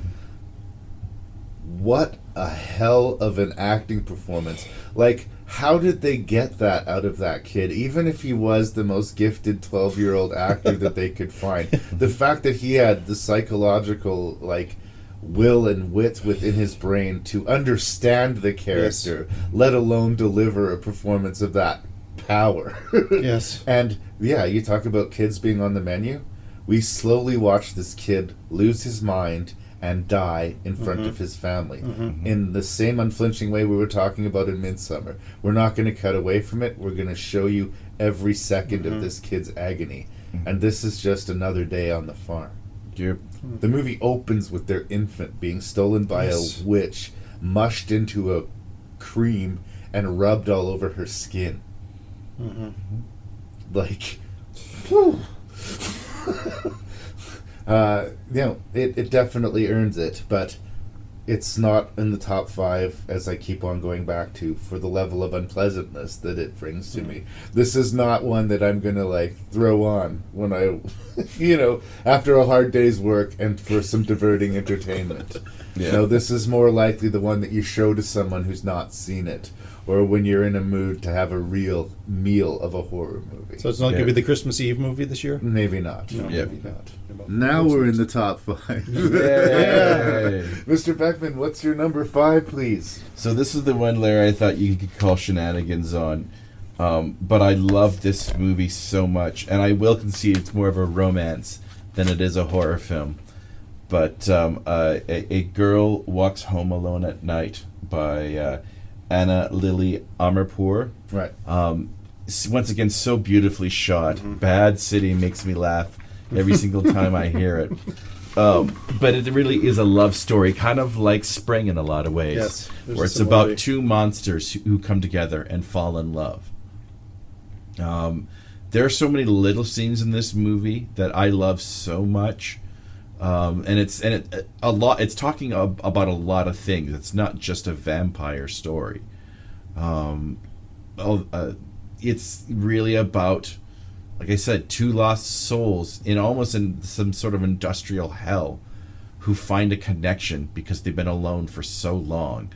If I'm not mistaken, the movie starts with this character, with the drug dealer character stealing a cat or a dog or something. That's not the drug dealer. That's the romantic lead. Yeah. But he isn't a drug dealer. He becomes a drug dealer. He has to. That's right. Along. It's his own hell because his father is his hooked on father. heroin. Yes. She kills the drug dealer, and then he takes over the business. The drug dealer's business after that. Yeah, that's right. I do love that scene where she's skateboarding so much. It says so much, and I'm glad there's no dialogue. I love the scene where they're dancing together. That made me go. And yet that scene, there's two scenes where it reminds you it's a horror movie, where it hunts down, I think it is the drug dealer, right? Where she's mimicking the movements across the street. Yeah. Shadowing them. It's so cool. Yeah, that's terrifying. And also the one where she lets the boy go. That's where I went. With a warning. With a very stern warning. Yes. Be a good man. Yeah. I love the look and feel of the movie. I am not, like I said, I didn't connect on the romance. And something that both her movies that I have seen so far share is she seems to be willing to forgive her male characters any sin if they're hot. Jason Momoa is in The Bad Batch, and he does terrible things, but he's okay because of how fucking hot he is, right? Yep.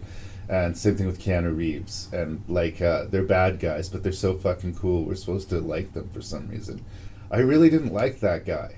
I really didn't like the fact that his dad was a junkie and that he would still sell drugs, even though he knows what it did to his father. And well, you're not meant to like him. He is a monster. Yeah. He reacts more emotionally to the loss of his automobile than he does to the loss of his father. Yeah. But he's hot, so whatever. Let's cheer for him. It's my hang-up because I am clearly in the minority. Everybody loves that movie way more than I do. I still think it would make the top 100 of the year, but it doesn't make the top 30. I never seriously considered it. Yeah, top 30. I know. I do feel like he suffered some emotional abuse from his father. It's coming from a place. He's had to take care and be kind of like the caregiver. They've had reversed roles because of this drug addiction, and after a while that really weighs down on him. But I get, you mentioned that when we reviewed it. Yeah. You kind of the hang up with the fact that he gets into the same business, which has I am more turned his sympathetic father to into the that vampire who has spent who knows how Yeah, many I years feel bad for her. Yeah. feeding on people because of who I have more empathy for her than him. Well, and I can buy that. He's he's in his own hell at the end of the movie. It's the same almost ending that that Norwegian vampire movie, Let the Right One In. Let the Right One In, where he knows Yes. he's in hell because he's in a love story that is going to eternally damn him. At some point, I do believe that she is going to bite him when he's no longer of use. Yeah, Could I happen. stopped wondering about it pretty quickly after the credits. Where I wondered about it. I stayed with it, but yeah. Ouch, brother. Sorry. It doesn't. It really is not a happy ending. You're No. going to No. sitting there See, like what? like I said, I would say it more as a tragic romance, but it's also a horror movie. I don't mean to be shitty about it. No, I get that's it. fine. I do get that's it. you guys. fine. I do. It's Yeah. fine. You know what? Like, just Two of the three of us had it on the list, so that's fun. That's right. My number 5. Yes, please. There is nothing in life I love more than an effective Stephen King adaptation, and Doctor Sleep. Almost more obstacles against it than Gerald's Game. Like, Flanagan has to follow up arguably one of the 2 or 3 most famous horror movies of all time, which is quite different than the Stephen King novel, and he has to somehow balance it out to keep the Stephen King purists happy as well as the Kubrick fans happy. This movie sadly was, released at the wrong time, maybe not marketed well enough, but Doctor Sleep is so good. And it was going to be high up on my list, and it has to be in my top 5. There's so many things I love about it. The cast, the way it deals with the concept of addiction. Watch Ewan McGregor, who sometimes when he's playing an American, it kind of doesn't work as well. It didn't bother me. The better it gets. Maybe he's getting better at it. I don't know. I really enjoyed him. It's not flashy what he's doing in here, but his performance as Danny, and when we see the adult Danny, he's not a nice person initially, but that is, again, the addiction. Addiction goes through generations, so it makes sense that he went down this path. And then when he finds this girl who's even more powerful than he is, and talk about a good child performance, Kaylee Curran, I believe is the name, playing Abra? Azabra. It's terrific. Like, keeps up with these amazing actors. And then Rebecca Ferguson. Yep. Wonderful villain. I mean, that was a character I don't think I completely got when I was reading the novel, but got fully realized, I think, for me in this film version. I love Doctor Sleep. I think it's still, I feel like it's known. Horror movie fans love it, but it still feels underrated to me. Like, it really deserved to have the following that The Shining has. Do you have something to say about Doctor Sleep, brother? Once again, it goes back to the whole thing where any Mike Flanagan movie could have made the list. Yep.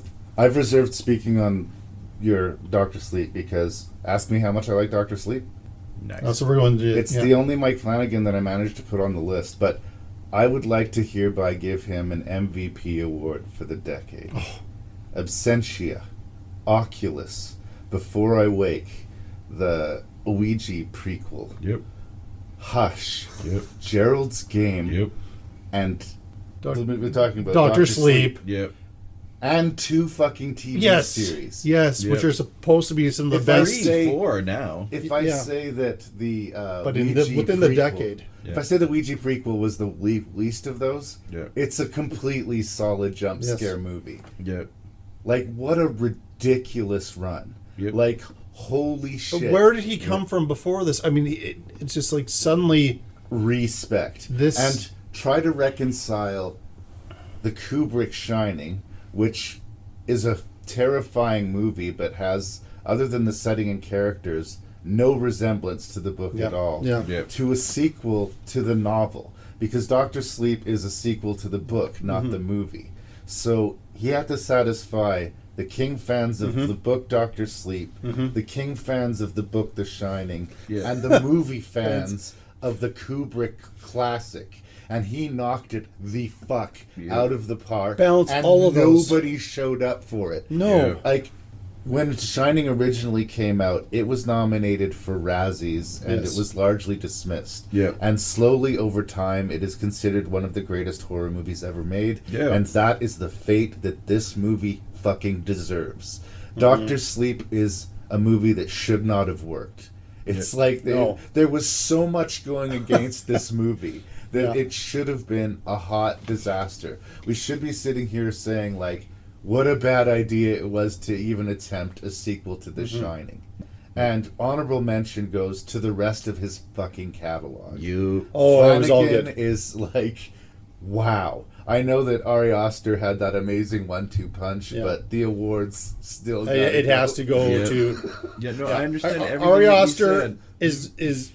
is going to be great. Like, he may arguably already be great, but we don't have the body of work. Yeah. Flanagan is great right now. He could have a complete bomb next year. Yeah. And I Oculus still- could be on this list. Yeah. And Hush and Gerald's Oculus Game. was almost on mine. Hush and Gerald's Game arguably should be on the list. I just arbitrarily made my own rules. It just spread the love a little bit, Yeah. and I love Doctor Sleep. a bunch It's of a these. great horror movie. Like, Yeah. once again, and it's one of those painful things we even talked about earlier. I said to you, am I taking Doctor Sleep off this list? Is this that happening? what I'm doing? Is that what you're telling me? I understand. I just want to be like on the record early to say this movie deserves better. It And does. Yeah. its legacy needs to be improved, and this is my effort to push that forward. Yeah. So, Is it your number five? Right. Oh, so we both had it at 5. Right, because we were doing it. But I was following you. Like, I'm backing your play. We're in the exact same spot. That's right. That happens Last time sometimes. we did it for Stir of Echoes, I Yes, think we yeah. did it. But, yeah. So, Mr. Beckman, that means you will start us off in the 4th position. All right. So this is how good this decade was. Because I'm going to make a bold statement. Not since Aliens have I seen a better action horror movie than Train to Busan. I remember the first time, and I saw it with you, and I'd already heard about it and how good it was. But I was ill prepared. Because I went, whoa, more than once. Special shout out to, well, of course, I'm talking about Young Song Ho, who's the director of it. Amazing. I think he also wrote it, if I'm not mistaken. But I knew I loved this movie when I felt so upset when Mang Dong-seok, who plays Sang Hwa, that other father, who like just holds off the door just long enough so they can escape. Yeah. Where I think I audibly yelled, "No!" Yeah. It affects you emotionally in Yeah. a way that few horror movies do, let alone zombie movies do. Yeah. Like, it gets you worked up. Yeah. It has one of the most infuriating Cooper characters in zombie movie Oh, history. yeah, that's right. This train conductor causes so much death and so much hurt, and like it just doesn't end. Every time you think he's hit rock bottom, he's still gonna make it worse. It's like it gets you so furious, and it also makes you so sad, and it also makes you so energized. Yeah, you are completely being handled by a gifted filmmaker. Yeah, there's an animated prequel, which is okay, and there's a basically animated sequel with the special Peninsula, I effects think it's Peninsula, called. which is okay, but this Train to Busan is amazing. Lightning in a bottle. I will back your play on that one 100%. Yeah, Train to Busan is amazing. This is how good this like any other, I think, top 10 horror movie like decade, probably number 1. Yeah. But it's at number 4. This movie moved me in ways that I just didn't think a zombie movie could. How many zombie movies brings tears to your eyes? I mean, the emotional impact there. I didn't state it enough And when I was. It's really go. I mean, I know we open up with like the father and daughter, even though they've been apart for a long time, and there's been the accusation that he's neglected her, so this is a bonding trip. But the second that infected woman jumps onto the train, which is pretty early, it is go. The Seoul Station sequence. Just like as the camera sort of pans down the stairs, and then it goes right into the underground, much like a Seoul Korea subway station is. Train to Busan, number Well, and 4. the direction. I mean, to direct something at that frantic a pace and to keep control of it. Yeah.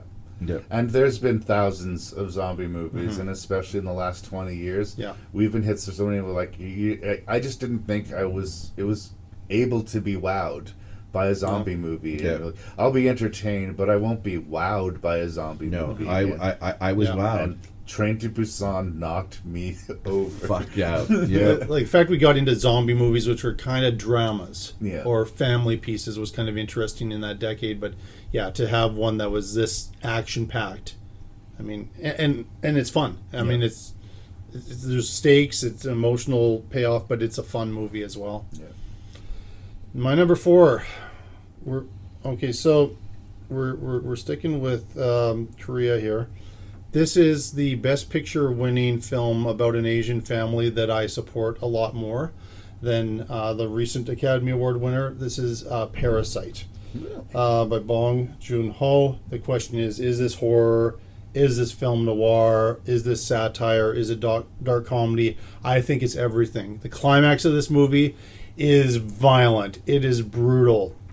The build up to it, if you have the patience for it, is amazing. It is consistently entertaining. I watched again the other night just to make sure, because I wasn't sure if I can justify putting it on here. This was another one where I think maybe some of the other movies kind of behind it are more traditionally horror movies, but this is a solid film as well.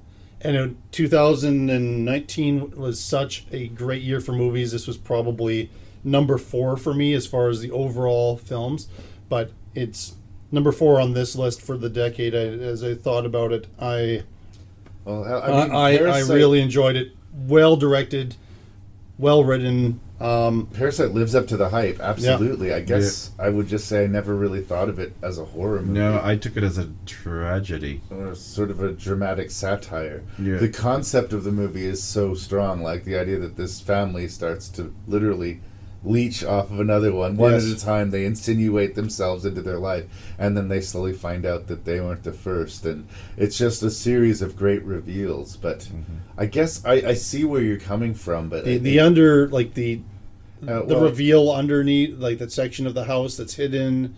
There's been a lot of these how everything falls apart, movies like I See You and a couple other ones where people find out there's someone else living in their house and they didn't know it. It's got that vibe to it.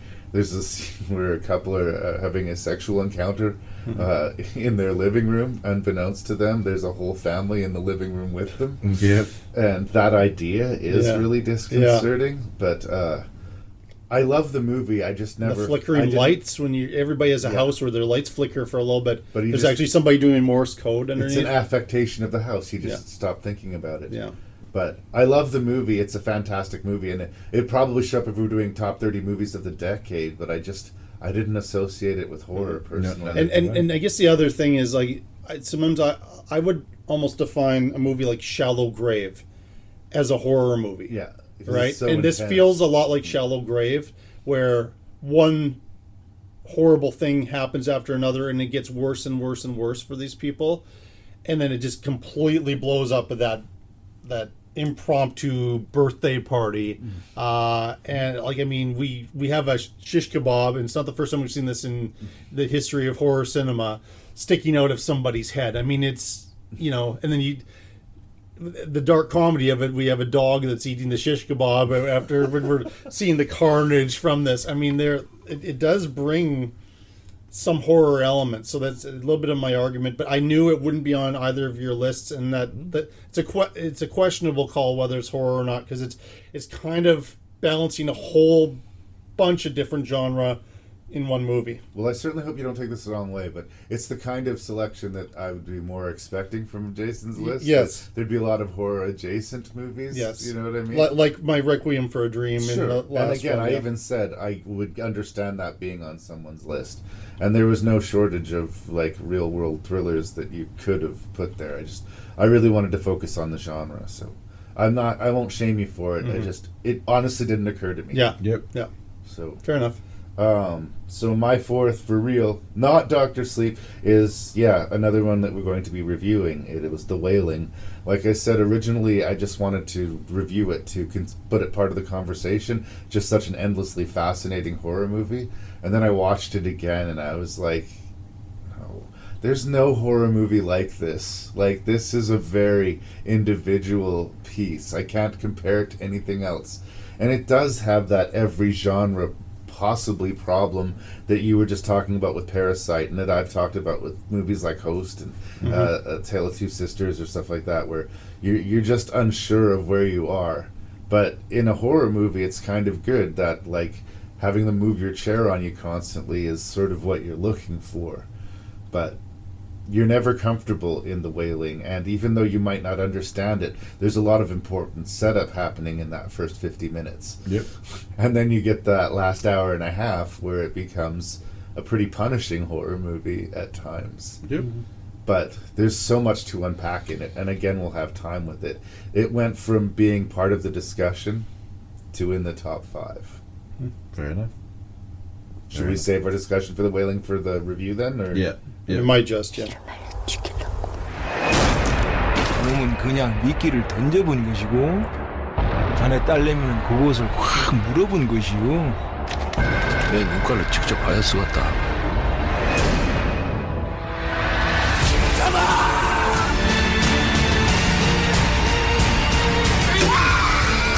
우리 어디냐고!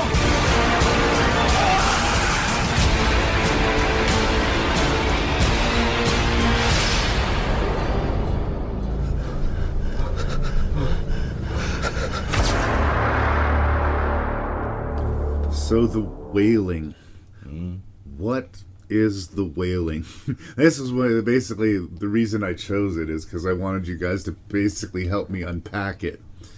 It's, I believe, a very religious movie. It does seem to be steeped in its own culture, but it does have some Jesus content to it as well. And we spend the first 50 minutes or so of the movie getting to know the characters and the people in this small town, focusing on this police officer who seems a little bit checked out.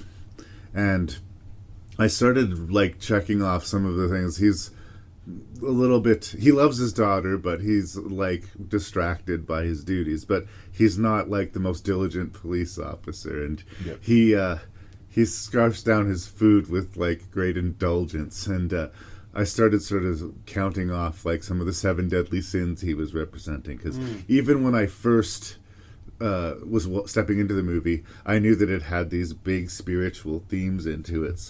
And they were taking their time in the first act. So I was looking for things. I was trying to get ahead of the movie. And I don't think that's a thing that is possible with The Wailing. A stranger enters this idyllic community, and at the same time as he arrives, a plague seems to enter the community. And it affects people to the point where they wolf out and act zombie-ish or act possessed, but also different, with sort of ringing the crazy spell where everyone seems to react just a little bit differently. And he sees this pattern of these people getting sick and self-destructing and killing their families, and is trying to root out the source to it, and it suddenly becomes incredibly personal and real to him when his daughter is the next in line showing symptoms of this illness. Everything in his makeup would believe, as most of the people in the community do, that this outsider was the cause of it, but he doesn't want to think it, he wants to know it. And he has to become the real deal. He can't half-ass his fatherly duties, and he can't half-ass his police duties. So, with that as our first 50 minutes, and that is the puzzle he needs to solve, this is what's going to happen, you guys. He's going to successfully solve the puzzle. He's going to improve his relationship with his daughter, and he's going to come out of this a better person and police officer, right? Yeah, nope. No. Close to the opposite of that. This is a guy who tries to do everything right for the first time in his life and fails so completely that it destroys his life. And that's The Wailing? Maybe? And we also have shamans and blood vomiting and there's demonic activity. Like, there is so much packed into this 2.5 hours. Like, if you're intimidated by the runtime, I promise you they're gonna give you a lot with this movie. It's a big meal, but I don't know what to make of it. And the first time I watched it, I didn't know exactly how to feel about it. I just knew that I really, really liked it. So that's why I chose it. That's why I wanted to talk to you guys. And then I watched it again, and I thought, no, I don't know why I doubted the horror aspects of this movie. This is clearly a horror movie, and a really original one, and a really good one. But if someone was to ask me, what is it about The Wailing? Why do I like it so much? As I guess is the question being asked if you're assigning yourself to review it. I am still perplexed to put my finger on exactly the thing that makes me love this movie so much. Because really, it's like this long exercise of slow failure from a character that we come to like and cheer for. It's like the Chinatown of horror movies in some ways, but even more complex than Chinatown. It's the characters and the world it's building. Yeah. It's a gut punch of a movie. I guess the one thing is that it was, like I said, originally set up as a TV miniseries, and which I did not know. That's interesting. And so if you look at it that way, it is sort of told in chapters. Okay, yeah, I can see that. But at the same time, I the director had also just come out with this sort of critical hit, The Chaser, and they decided to switch it into a movie after it had essentially been shot. It's interesting because we'd always have to bring it back to David Lynch, don't we? But it's a similar sort of pedigree that Mulholland Drive came out of. That was originally going to be a TV show. It was going to be ABC or something. And nobody took the pilot, so he added a bunch of stuff to the pilot and called it Mulholland Drive. Yep. Interesting. It made it a lot darker, I think, than it would have been on network television. Yeah. It definitely has that sort of episodic feel to it in a lot of ways, especially just how it's paced and the beats of the movie.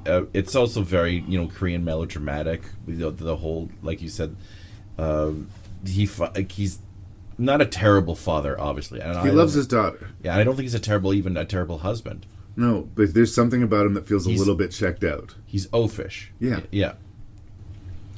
And I agree. The great tragedy of the story is that when he finally starts doing everything right, it completely destroys him. And he Hence, finds self-confidence and makes choices for himself. Yeah, and it all goes bad. I would argue the red herring of the movie, because we were meant to think that it's really the woman at some point that is, the villain, is not really needed. I don't think she's needed at all. I mean, she's only really there essentially for a plot device. When it's all said and done, to say, oh, no, this is the twist, he was bad all along, yada, yada, yada, yada, yada. I'll let you, I don't want to crowd the reviews. Yeah, so. I mean, when we were doing the list, I said a lot of nice things about Korean cinema. Yeah. I have two nice things to say about this movie. Okay. This was painful for me. Not a fan. But that the child actor... loved. I think it's the best performance in the movie. And the one sequence, the shaman trying to do like that death hoax, it brought back pleasant memories. I don't know if pleasant is the right word, but brought back memories to the climax of Apocalypse Now, a movie I have great admiration for. Other than that, you said we got to a point where we really liked that main character and everything. I never liked him. You never connected to him? I saw he was a terrible police officer. I found him annoying.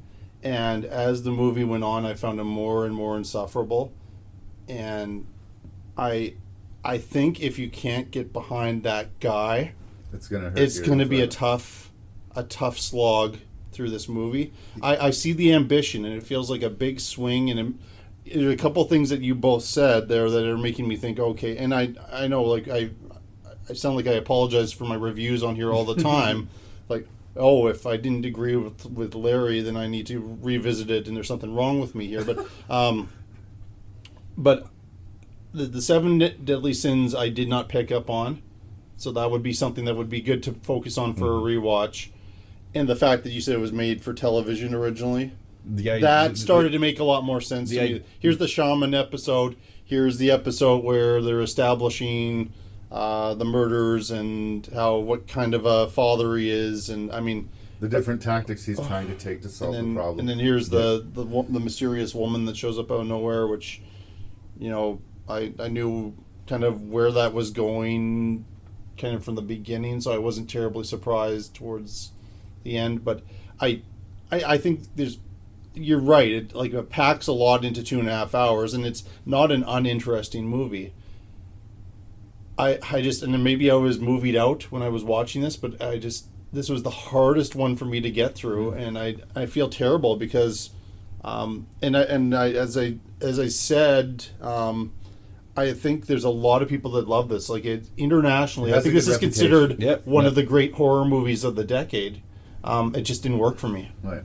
Well, no, I'm a big defender. It was one of those. It was hard to leave off the list. It's not an easy meal. I can definitely agree with you there. Yeah. And I think that there's a little bit of No Country for Old Men in it, in that it's kind of embracing a nihilism.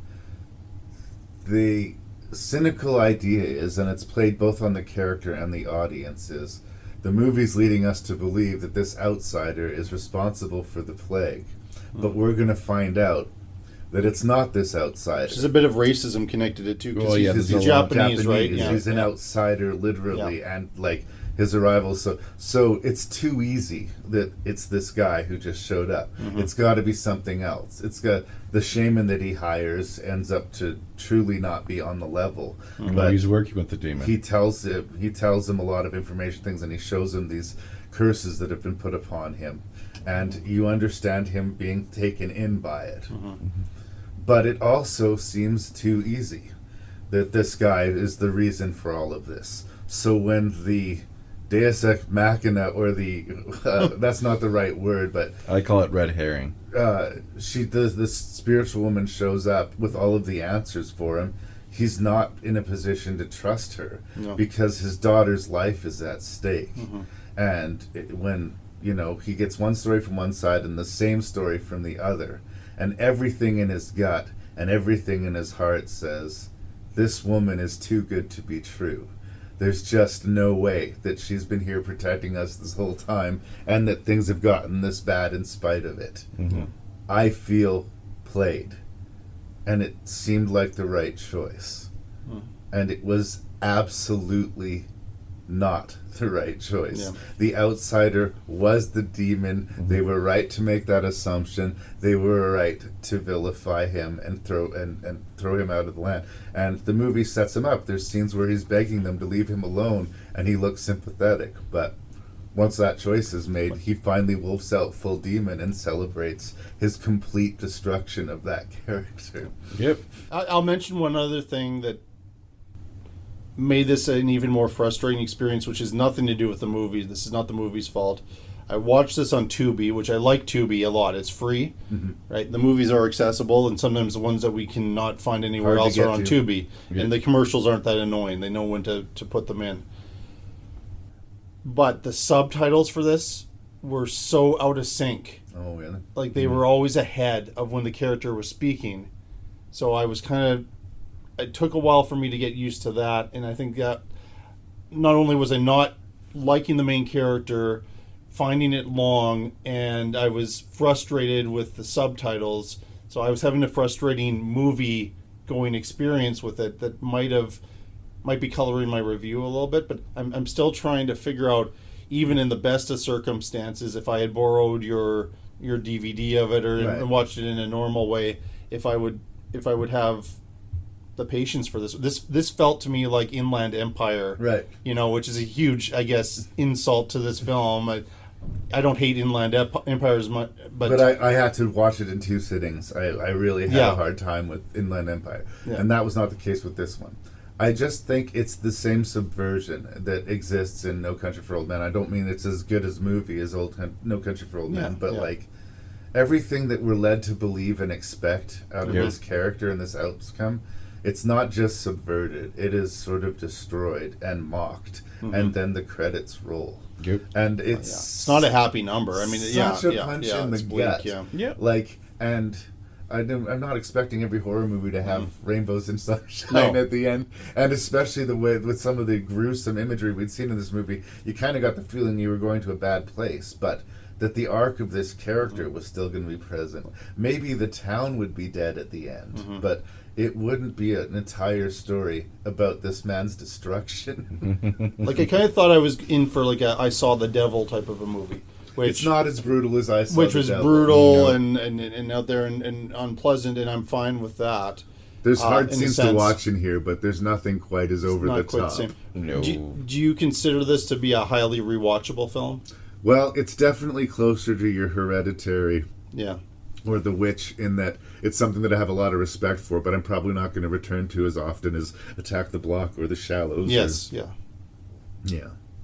So that it's definitely not as a pleasant watch, but it was a surprise. It's you didn't know it on some level. You know the kind of movie you're watching a lot of the time. Like I don't know, Sophie's Choice is like the ultimate like. Holy shit, this is the most depressing thing you can watch. But when you sit down to watch Sophie's Choice, I think you kind of know. You know what you're getting into. You know what you're getting into. And I think maybe that's the thing. Like, the movie spends so long denying you what it is and what it's going to give you that when it happens, it's genuinely surprising in a horrific way. Some things felt kind of like a silly comedy early on. And I've talked about those tonal things that made me wonder, like, why is that there? But I've mentioned it before. There's that scene in The Host where they're mourning and they start pitching and throwing around on the floor, like throwing a tantrum like a toddler and kicking each other. And like, people express grief differently, but this did not seem appropriate. This seemed like an excessive and strange choice. And I didn't understand it there, like I didn't always understand it. I would be lying to both of you and my audience if I said I understood every corner of this movie. No. It's just... How could you? I mean, I really don't. But I do really like it. And I think with me, it's this... I really value when I'm watching a movie and I have no idea where it's going to go, but I'm excited to find out where it's go. It just feels so original to me. The component parts, when you break them down one by one, I guess maybe aren't that much, but it felt like I was watching something new. And maybe that's what I connected to so much. But like I say, I went from wanting to review it with you guys to putting it in my top 5 on a second viewing. So it hit a nerve with me, clearly. Yeah. And I have to say I enjoyed this conversation about it way more than I enjoyed the movie itself. And I think it gives you the idea of how much is in the movie. But maybe too much. I did feel played by the movie. I will say that, but I mean, well done. I guess I just did not see The Exorcist being in on it. That made me go, oh, ouch. It's just being screwed on all sides. Yep. Yep. No, it's a really bad week for him. Yeah.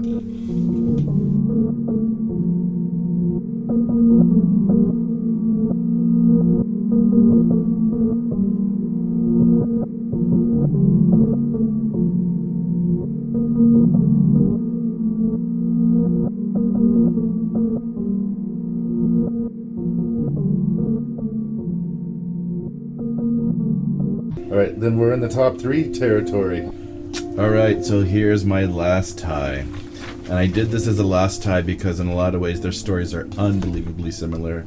So at number 3, I have The Babadook by Jennifer Kent and Under the Shadows, which we will talk about, in the podcast, so I don't want to spend too much. But they really are in a lot of ways the same story. Although one where I argue is about child resentment, where another one is she's very much deeply attached to this child, right? In the way that's all she's got. Yeah. Yeah. I love the naturalistic, honestly, I love the naturalistic style of Under the Shadows, but I also love the fact that Jennifer, the Babadook is very much in love with German Expressionism, which is sort of like the, real art movement of horror. Just a lot of the sets and the look of the creature itself. Love the fact that it's not a happy ending really in either of the movies as well. I don't know. It could be debated, but okay. Oh no, it's not a happy ending with Under the Shadows. Oh, well, Under the Shadows, no. The Babadook. I think the lesson is everybody has a Babadook that they need to feed. But as a metaphor for depression or unhappy feelings. Yes. Right? Yeah. I don't know. The Babadook moved me in ways that I hadn't felt like that quite in a while with a horror film, and to have that experience with Under the Shadows as well. I just love both those movies so much. So at number 3 I have the Babadook. And Under the Shadow. All right. Anything you want to say about it? We're going to be... I mean, I really like the Babadook. It was a close call for the list there. And Under the Shadows made my list, and I was really happy that you introduced me to that film. And I was looking at Rotten Tomatoes, and they had that, like the top 100 horror movies, they had Under the Shadows. I think it was actually number 1. Oh, wow. And I think The Wailing was number 2. So funny. You two seem to know what you're talking about. Okay. Yeah. Anyway, I know Mark Kermode is a British film critic who I like a lot. Really loved Under the Shadow. He would drop its name any chance he could. Yeah. So that's where I first heard of it. Yeah. My number 3, I think it is actually the superior film in his very short canon at this point, but this is where Us, directed by Jordan Peele, I decided to separate them and let them kind of sit there for themselves there. It's one I was going to rewatch it, and I got my disc from eBay. I put it in, and it wasn't working in my machine, and I'm trying to assess, is this a problem with my machine, or was I scammed out of money for this? But it was, anyway. You should have asked Larry if you could borrow his... Yeah, I should have found a way to watch it again. Because I think in its way, it's a more challenging film than Get Out, and Get Out is a very challenging film. So it's not saying anything against that, but the We Are the World thing, Hands Across America. That is my problem. That's what I kind of thought. Hands Across America. Yeah, and how that relates to the whole thing, but this idea of like this evil doppelganger family, and all of those scenes are just edge of your seat, and the actors having to play the dual roles, and Lupita Nyong'o, controversially I would say, topped her Oscar-winning performance. She got robbed. Yeah, of not getting it. Between her and Toni Collette in Hereditary, what the fuck does the horror genre? I don't know what they have to do, at least in the female category, but honestly, that was going to be, I mean, 12 Years a Slave was kind of her announcement to the world, but I nothing against that performance. So when I revisited and reviewed it on my show, it got even better for me. Like the entire film, it's a tough film to watch as well. A real life horror story in many ways too, but that as perfect a screen performance as you can get. And but you're absolutely right. Like everybody's good. I wanted to get the name of the guy who plays the husband. Is it Winston Duke? I will take your word on it. I think it's Winston Duke here, and I think you're right.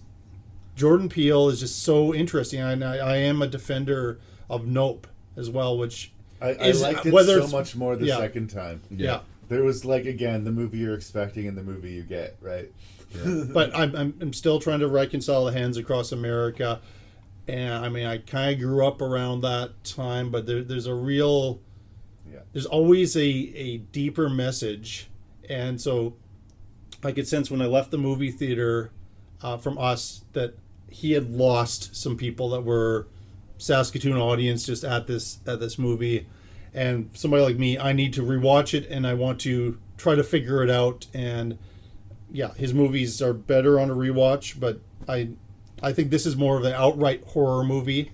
This can creep you out and scare you more. Legitimized, like if you're on the fence about whether or not he just got lucky with Get Out. No, this one announces this dude is the real deal. Like this may be arguably, when thinking of sophomore efforts, the only person I can think of is maybe Quentin Tarantino. I guess Ari Aster.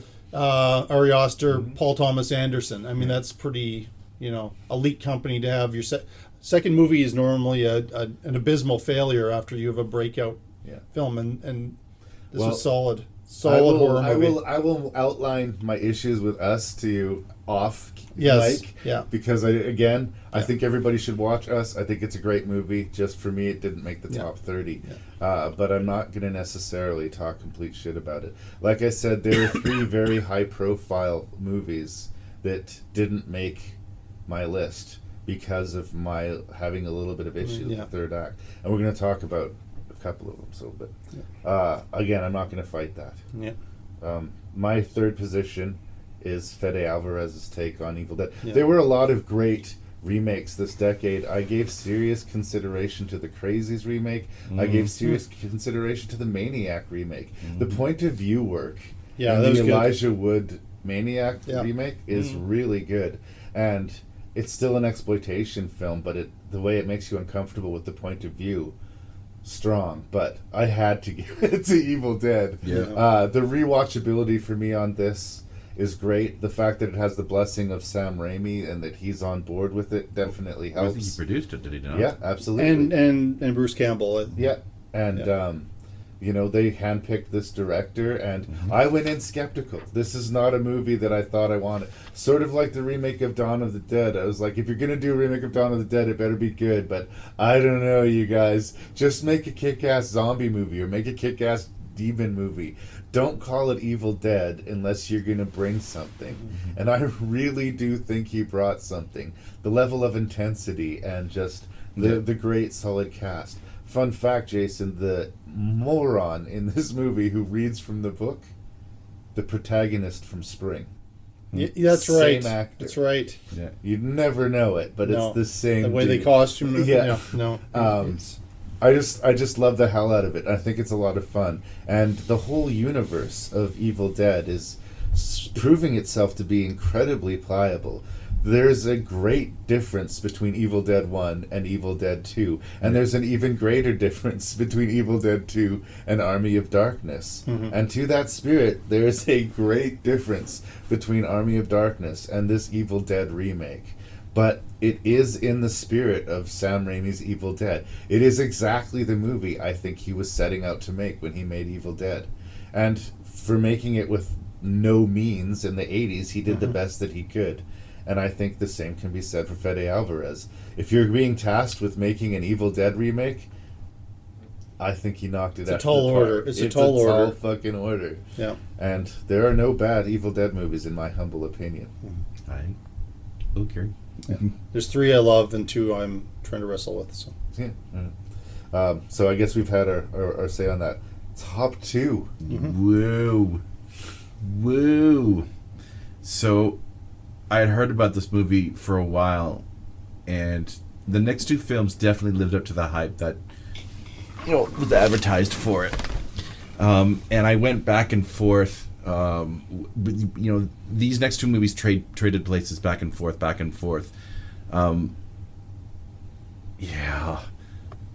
The sophomore effort by David Robert Mitchell, It Follows. Really, to me, it's a almost perfect movie. There's nothing I would change about it. I love the soundtrack by Disaster Piece. I love the rules of the universe and how vague they are in a lot of ways, and that's intentional because Mitchell knew that the horror audience can get so nitpicky about the rules and how they're almost played against, or the logic leaps that a lot of these movies have, these sort of creature features, if you will.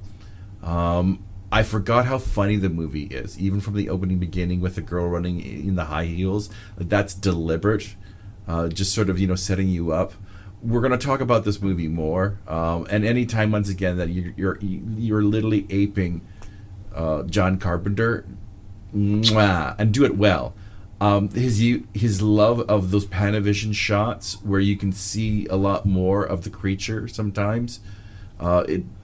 The movie has you looking in the corners, and Yeah. it's playing on your paranoia for sure. But Yeah. when you say that you think it's an almost perfect movie, like I would say it's an almost perfect movie until the third act.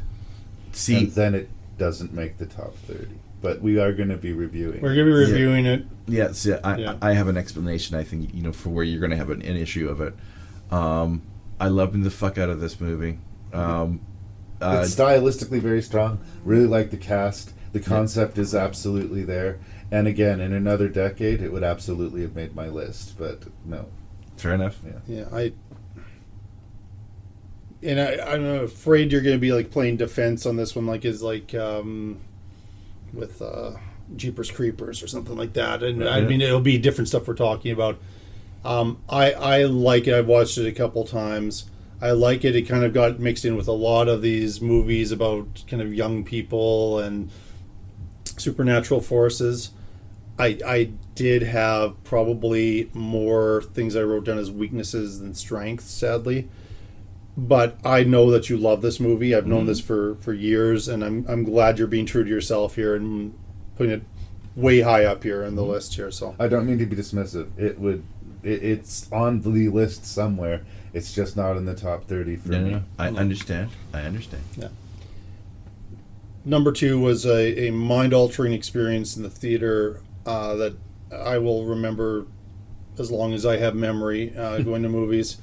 And I was kind of like, yay, Natalie Portman, you were finally back with good material. Annihilation. The third act of Annihilation, this is high praise for me, was like at points 2001: A Space Odyssey. Oh, wow. Like feeling like being in the theater, seeing that when that first came out. I went to see it. I maybe didn't have a February release, the high expectations, but it went immediately onto my top 10 list that year.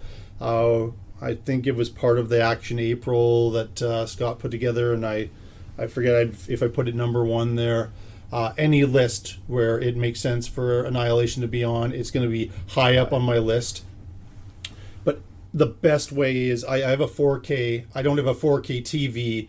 I have a 4K DVD player, but I have no way of... But I bought the 4K for Annihilation because it has to be the highest quality sound and picture for me, and it will never equal that experience on the big screen in a movie theater. This is a big screen movie. Yeah, I saw the I sound, saw it in the theater cinematography, the actors, and pairing Jennifer Jason Leigh and Natalie Portman, chef's kiss, and Oscar Isaac just kind of in the midst of one banger after another. Then like whoever is choosing his roles too, and he's kind of minor in this. Like the women really do take over the film. He had to sneak away from Star Wars to do this. Those things done. I really do like Annihilation. I love it. The sequence with that bear that's screaming the death cries of their colleague at them was like one of the most isolated by itself standalone horror scenes. One of the best horror scenes of the decade. I don't know. For some reason, I felt like I needed to choose between Ex Machina and Annihilation, and I made the call for Ex Machina. But I do really like Annihilation. It feels more sci-fi to me, and I haven't read the novel, but it really did feel like a retread of The Color Out of Space. It's like they did a sci-fi spin on Color Out of Space. And by all means do that. And I wasn't thinking of that at all. I will next time I see it, probably. Well, just the idea that this territory is being created, Yeah. it's growing exponentially and will continue to grow, and it affects everybody differently. Like that's the same description for both stories. It reminded me kind of oddly enough, Under the Dome. Right. Where, we had this, but Under the Dome, it's not growing and going to take over the world. But, I mean, the footage that you get and the end and beginning to end, and wow, I'm surprised it's that high. I figured it'd be on one of you guys' list at least, but you guys both put it way higher than me.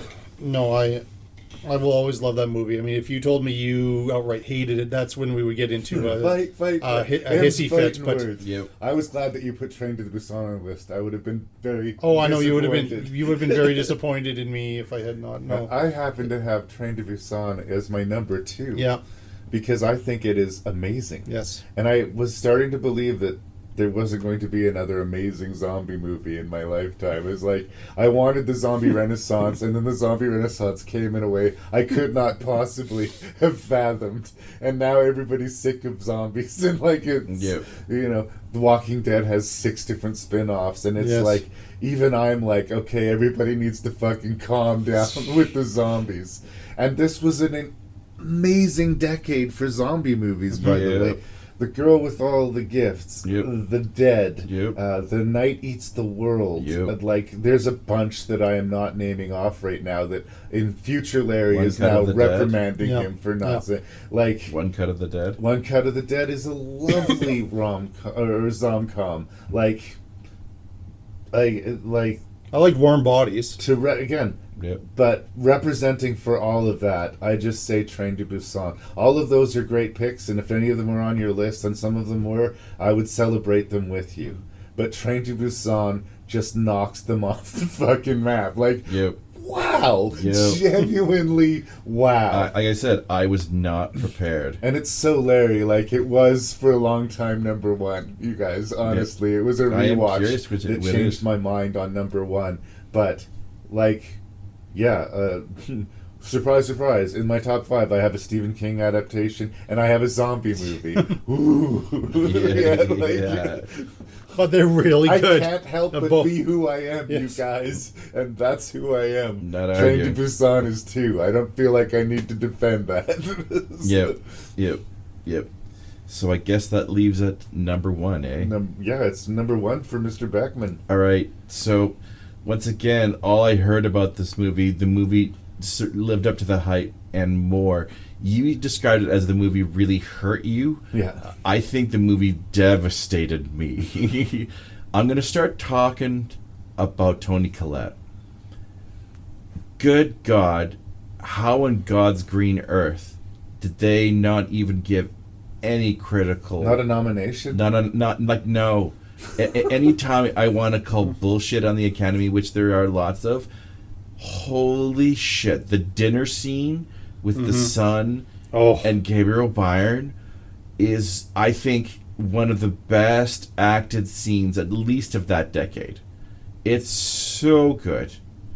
The son, Tom Wolfe, I think is the actor's name. Unbelievable. Very committed performance. He was good too. Kind of underrated, And Gabriel Byrne gives one of the best quiet performances.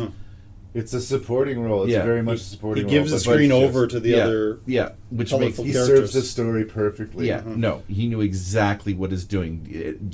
And he's not showy. It's just, I think he's witnessing more than anything in that movie.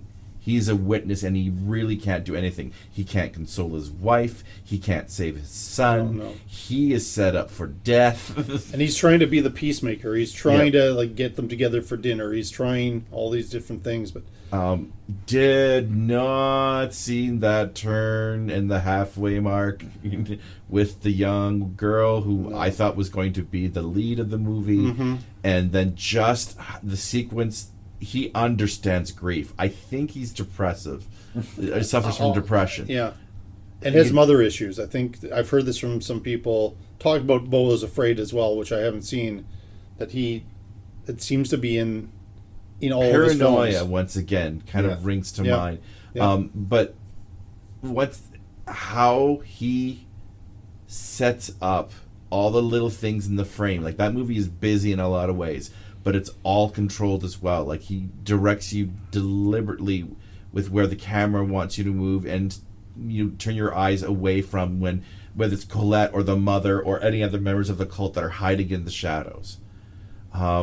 It's a masterclass in directing. It's a stunning debut, I think. Yeah, it's his first movie. He did some short films, but his first feature. Yeah. I was just in awe of Hereditary and had no problem.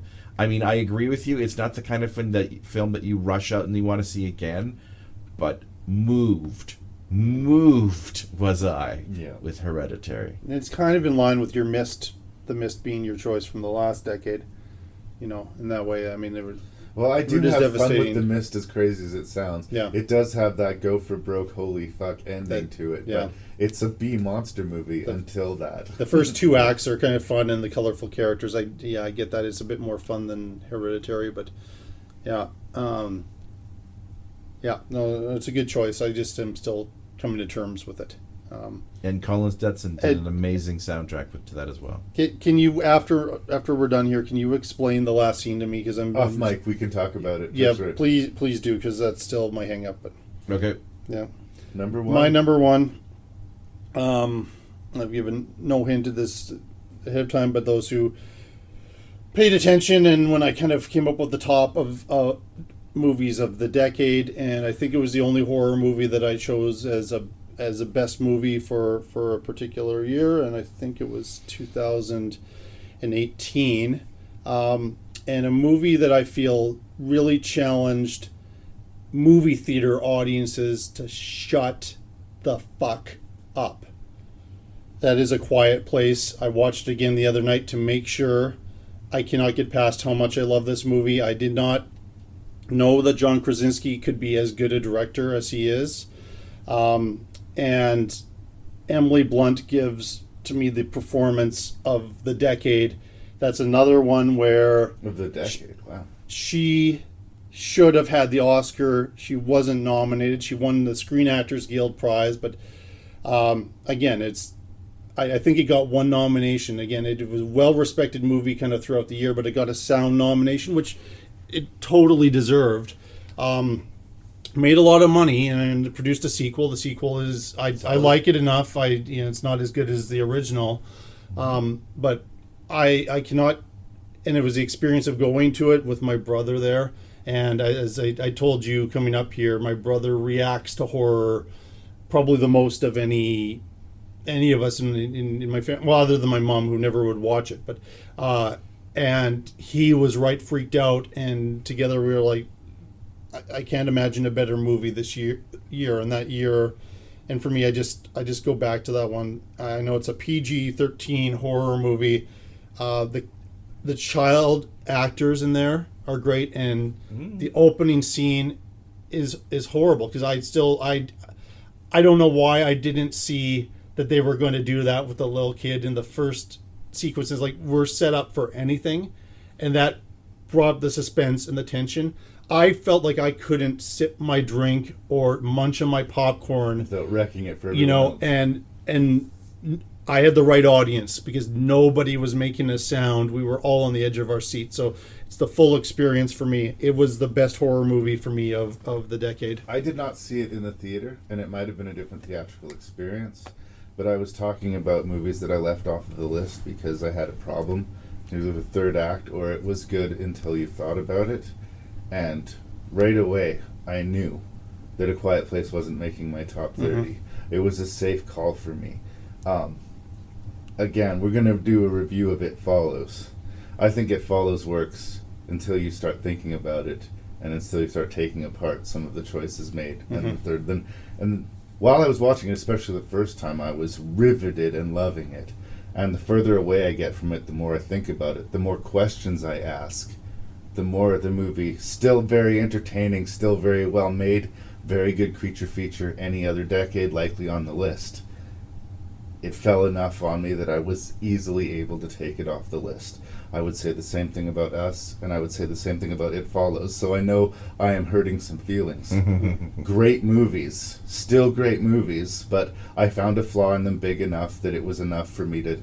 And that actually helped me, because it made more room on this impossible list that we were struggling with. But again, off camera, I can get into more detail about what my issues are. But one more note about it: it's the best thing that Michael Bay has ever been involved with. Oh, did he produce it? He produced it, and I was that immediately I was kind of like, oh shit. And then again, you didn't see this coming from John Krasinski, and you're right. Especially in the beginning, there's a lot of great, like, not talking down to the audience storytelling. Mm-hmm. Why are they being so quiet? Why is the camera showing us these shots? What's the significance of these certain things? And there's not a scene where they somehow cram in the exposition where the parents re-explain the apocalypse to their kids so that we're caught up. Like, no, it is very good. The creatures are well designed. Like, and Emily Blunt giving birth silently. Yeah. That works for me every time. But I still say the best sensory horror movie is Hush of the decade, personally. But again, I would not want to take away the experience from anyone, so if you want to get into it, we can get into it later. Yeah. I do like the movie. I don't want it to sound like I'm talking shit I liked about it. I liked it. But it wasn't on either of our lists. Yeah, I didn't think it would be, but it's, for me. But it's a surprising number one. But I think I have a surprising number one as well. Well, this is Train to Busan. That's number 2. I rewatched a lot of movies that I'd seen before, but not as well as looking at, trying to be as thorough as I could.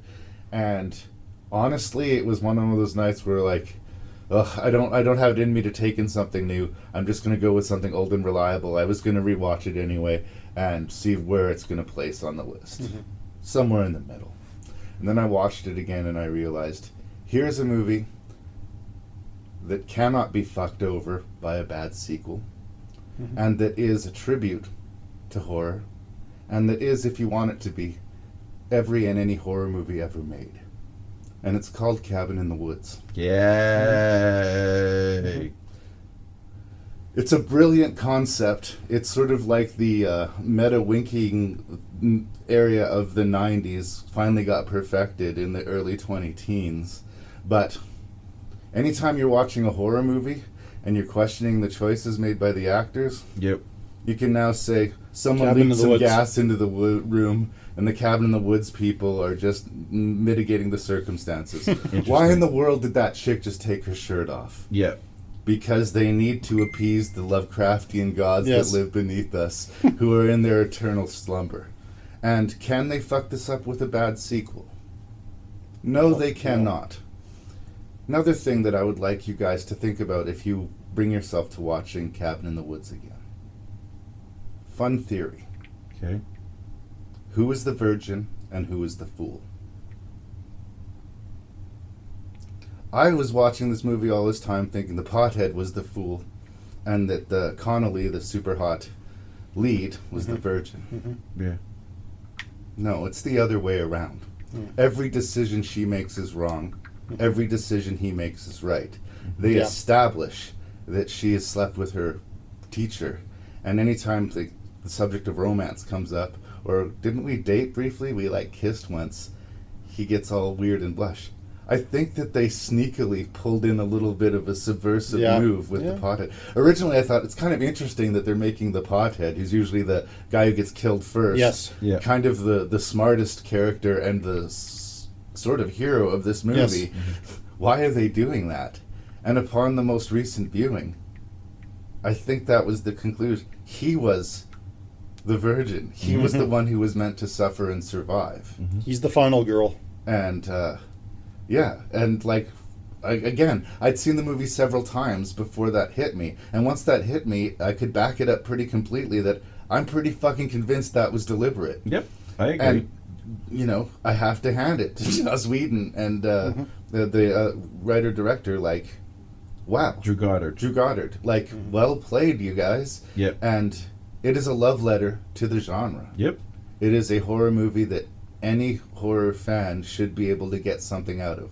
They may not think it's the best movie of the decade. In fact, I didn't until about a week and a half ago. I just thought it was a really good movie. But I watched it and I just had this moment where it all fell into place. It's Cabin in the Woods. It's Cabin in the Woods. It does the job. I think that it is the movie that you can watch again and again and doesn't just sort of relax and end your day. And you can also use it as that movie that you need to show to someone who hasn't seen. It's remarkably pliable. It holds up to many repeat viewings. It pays tribute to most of your horror movies that you've seen and lots that you haven't. Impossibly smart screenplay, both funny and scary to a balance that really hard to pull off. I don't know. I was really having trouble with what was my number one. And for the longest time, it really was Train to Busan. But I just had this epiphany. And I've decided Cabin in the Woods, for me, is number one for the 20 teens. Wow. Well, I mean, I love it. I love it. When I saw it, I knew it was going to be, at some point in the top something of others. I knew it was going to be on the list. Yeah. I did not know it was going to be number one. Oh, so here's a question I have for you. Who do you think the gods are that show up at the end of the movie? What's your theory? They're on the that? old ones. I think they were implying that they're Lovecraftian old ones. They even make the reference to the eternal slumber, which is very Cthulhu. The movies are so full of allegories. So I guess on an allegorical level, who do you think the old ones are? I think what you're asking me is, who do you think the old ones are? Okay, fair enough. Fair enough. Okay. It's us, the audience. Right. We want all these things. We're the ones that drive the artist to create what we want in a lot of ways. We want more sequels, sort of. But I don't feel like we're being shamed. No. It's not Funny Games or Natural Born Killers where they're like, we're giving you this stuff that you shouldn't like, but we know that you do, and shame on you. Yeah. Right? Fuck you. This movie is like, we love horror and you love horror, and this is this amazing concept we have to justify all of the weak corners in every horror movie. It is a giant love letter to the horror genre. It is. And one of the funniest horror comedies I think ever made.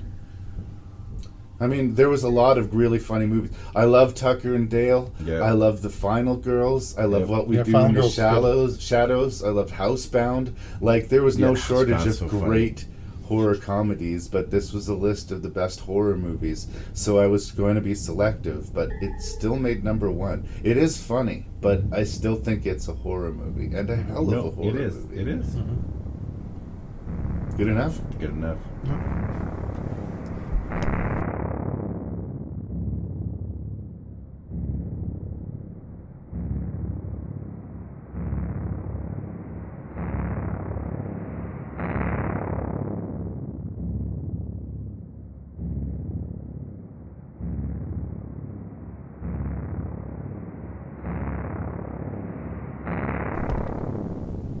Mr. Beckman, are there any standout honorable mentions that you would like to shout out to the good people at home?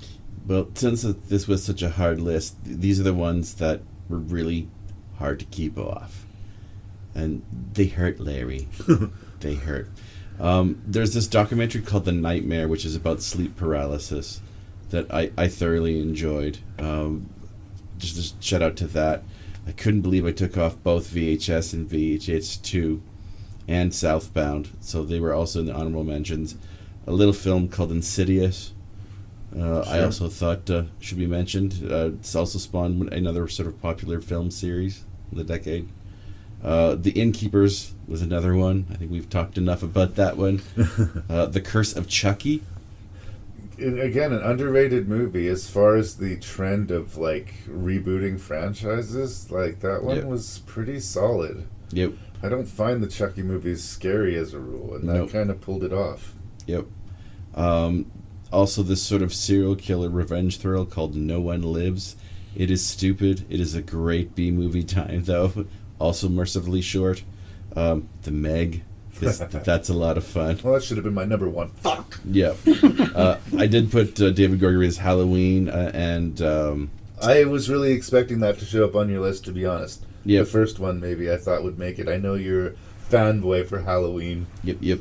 Late Phases, a sort of independent werewolf movie. Yeah. We saw that one, yeah. And last but not least, this crazy balls to the walls, sort of surrealist horror. Well, maybe not surrealist, but horror black comedy called The Last Circus by Alex de la Iglesias. This sort of Spanish madman who makes these sort of over the top horror comedies. Look away if you can. Yeah. It is an exhausting movie, I will say that.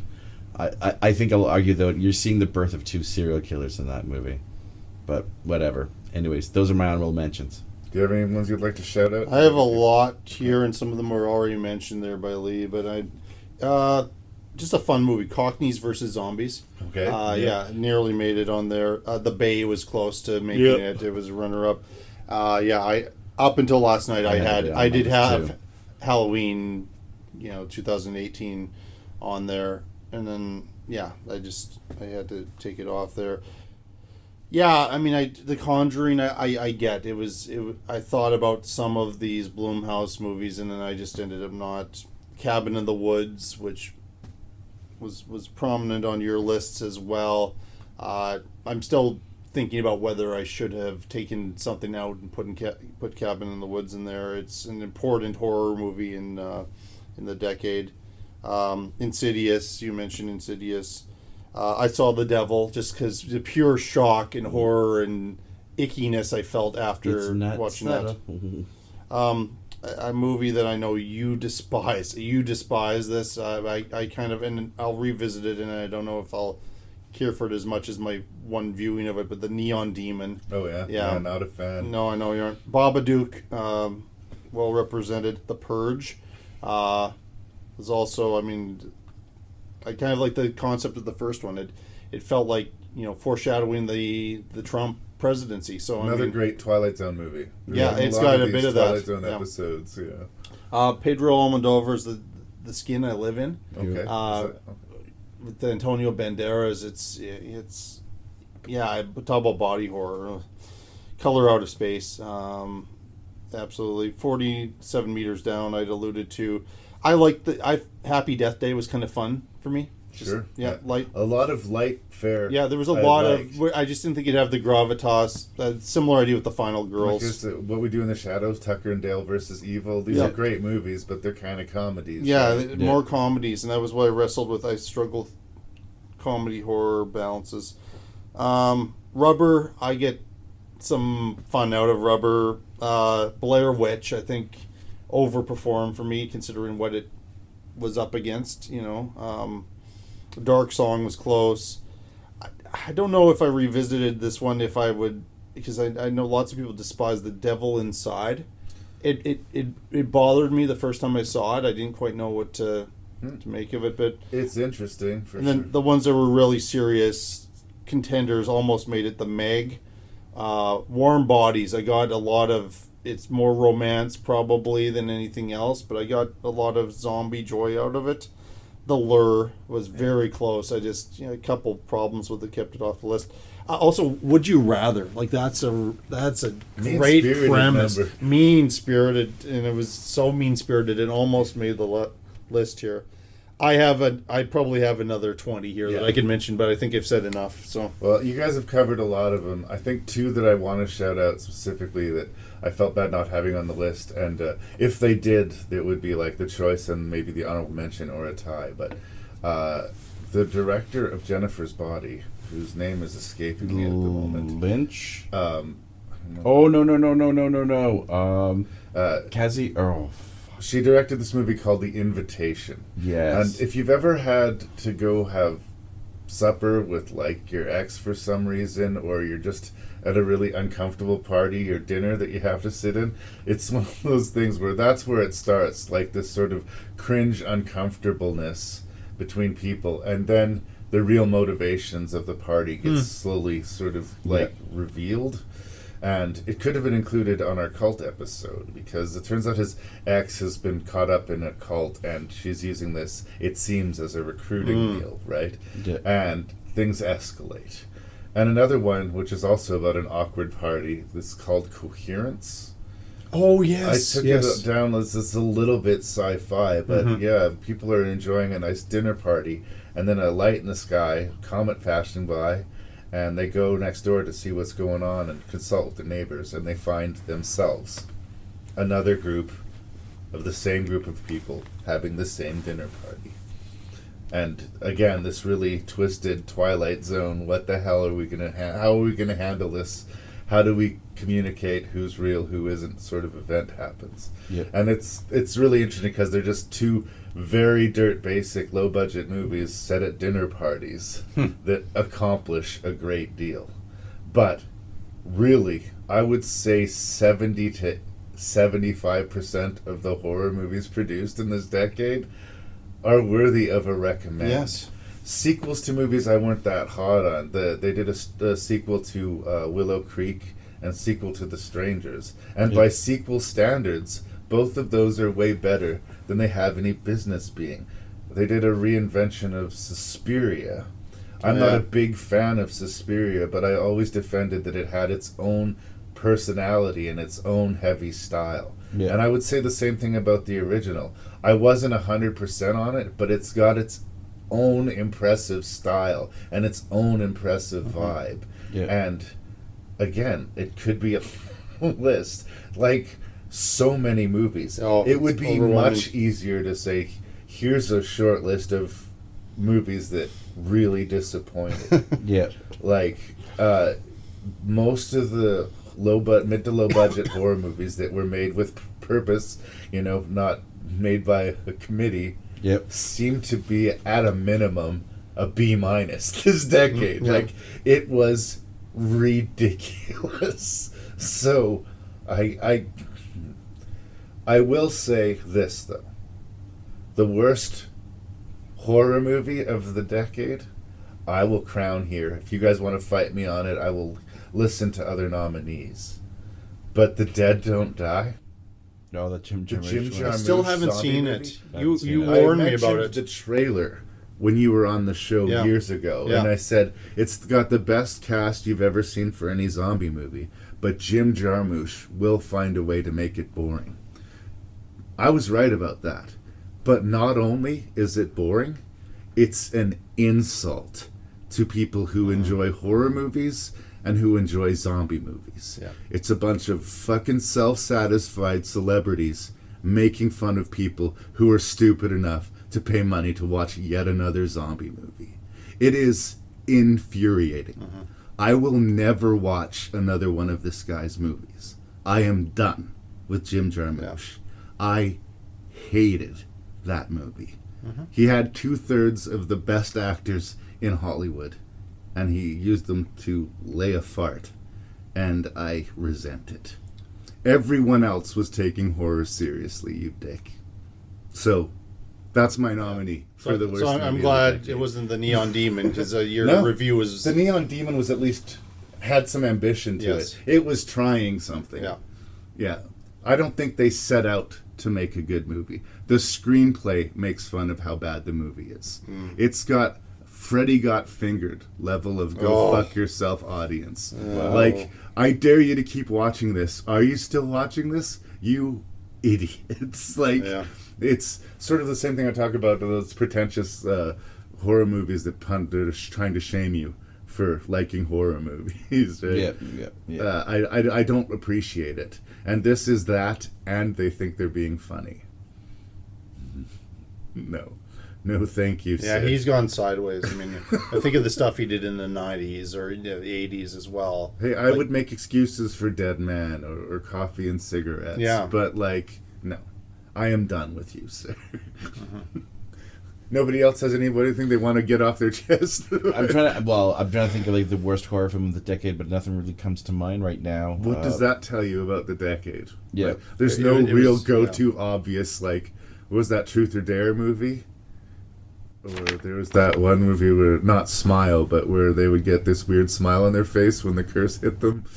I thought that was Truth or Dare. Was that Truth or Dare? Truth or Dare. I don't think I watched it all the way through. I remember thinking I didn't that mind was Ready or Not. Like some of these felt like very mainstream. Let's get kind of introductory horror fans into the theater to see these kind of colorful, Happy Death Day was kind of in that mix too. Yeah. Where they had a little bit of a gimmick or an angle there. I don't think they're really bad movies. I mean, I can't off the top of my head think of one that I have that level of vitriol for. Yeah. I think the most disappointing horror film, the one that I was looking forward to, would probably be Crimson Peak. Right. And it's not a bad movie, but I think we hold Guillermo to a little bit of a higher standard. Yeah, and I liked it. To look at. I liked it a lot. So at the time, I liked it a lot. But it doesn't make the list, though, right? Yeah. No, I mean, and I chose Pan's Labyrinth of the best horror movie of the aughts, and the fact that we're not talking about any Guillermo del Toro is interesting. Yep. But The Shape of Water is not a horror movie. It has horrific moments. It's a monster movie, maybe, but not a horror movie. Yep. Yeah. I think that's mine. Yep.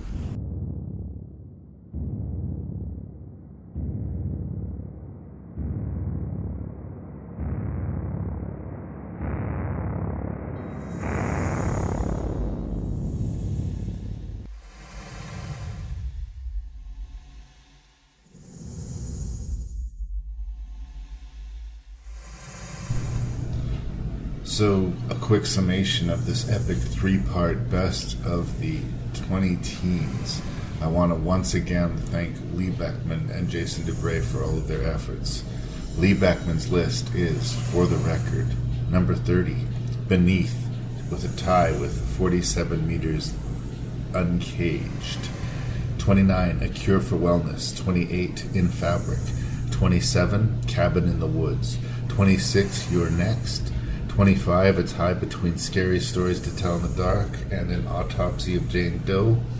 24, The Barbarian Sound Studio. 23, The Lighthouse. 22, The Dead. 21, Oculus. 20, The Color Out of Space. 19, Crawl. 18, Bone Tomahawk. 17, Krampus. 16, Blood Quantum. 15, Us. 14, Sinister. 13, The Conjuring. 12, It Chapter 1. 11, The Shallows. 10, Get Out. 9, Don't Breathe. 8, It Comes at Night. 7, The Evil Dead Remake. 6, Annihilation. 5, The Girl Who Walks Home Alone at Night. 4, Train to Busan. 3, The Tie Between the Babadook and Under the Shadow. Number 2, It Follows. And number 1, Hereditary. Jason Dubray's top 30 of the 20 teens. Number 30, Catfish. Number 29, Revenge. Number 28, Blood Quantum. Number 27, Under the Shadow. Number 26, Hiawatha. Number 25, Don't Breathe. Number 24, Book of Trespasses. Number 23, It Chapter 1. Number 22, The Belko Experiment. Number 21, Spring. 20, Crawl. 19, The Autopsy of Jane Doe. 18, Black Coat's Daughter. 17, Cargo. 16, You're Next. 15, Gerald's Game. 14, Hush. 13, The Witch. 12, A Girl Walks Home Alone at Night. 11, Hereditary. 10, Train to Busan. 9, Maggie. 8, The Sacrament. 7, Get Out. 6, Midsummer. 5, Dr. Sleep. 4, Parasite. 3, Us. 2, Annihilation. And number 1, A Quiet Place. And now, at last, we get to Larry Parsons, yours truly, my list, the correct list. Here's my top 30 of the 20 teens. In 30th position, Hellbenders. In 29, Ex Machina. In 28th, Crawl. In 27th, VHS 2. In 26, We Are Still Here. 25, Sinister. 24, A Tie Between Lovely Molly and Exists. Number 23, The Grey. Number 22, The Babadook. Number 21, Starry Eyes. 20, The Autopsy of Jane Doe. 19, Upgrade. 18, Terrified. 17, The Bay. 16, A Tie Between the Innkeepers and the Sacrament. 15, You're Next. 14, It Chapter 1. 13, The Shallows. 12, Gonjiam, Haunted Asylum. 11, Get Out. 10, A Dark Song. 9, Attack the Block. 8, Hereditary tied with Midsummer. 7, Ghost Stories. 6, The Witch. 5, Dr. Sleep. 4, The Wailing. 3, Evil Dead Remake. 2, Train to Busan. And my number 1 choice, Cabin in the Woods. Those are a lot of horror recommendations, so I hope you guys got something out of it. Thank you for your ears. As always, I appreciate you.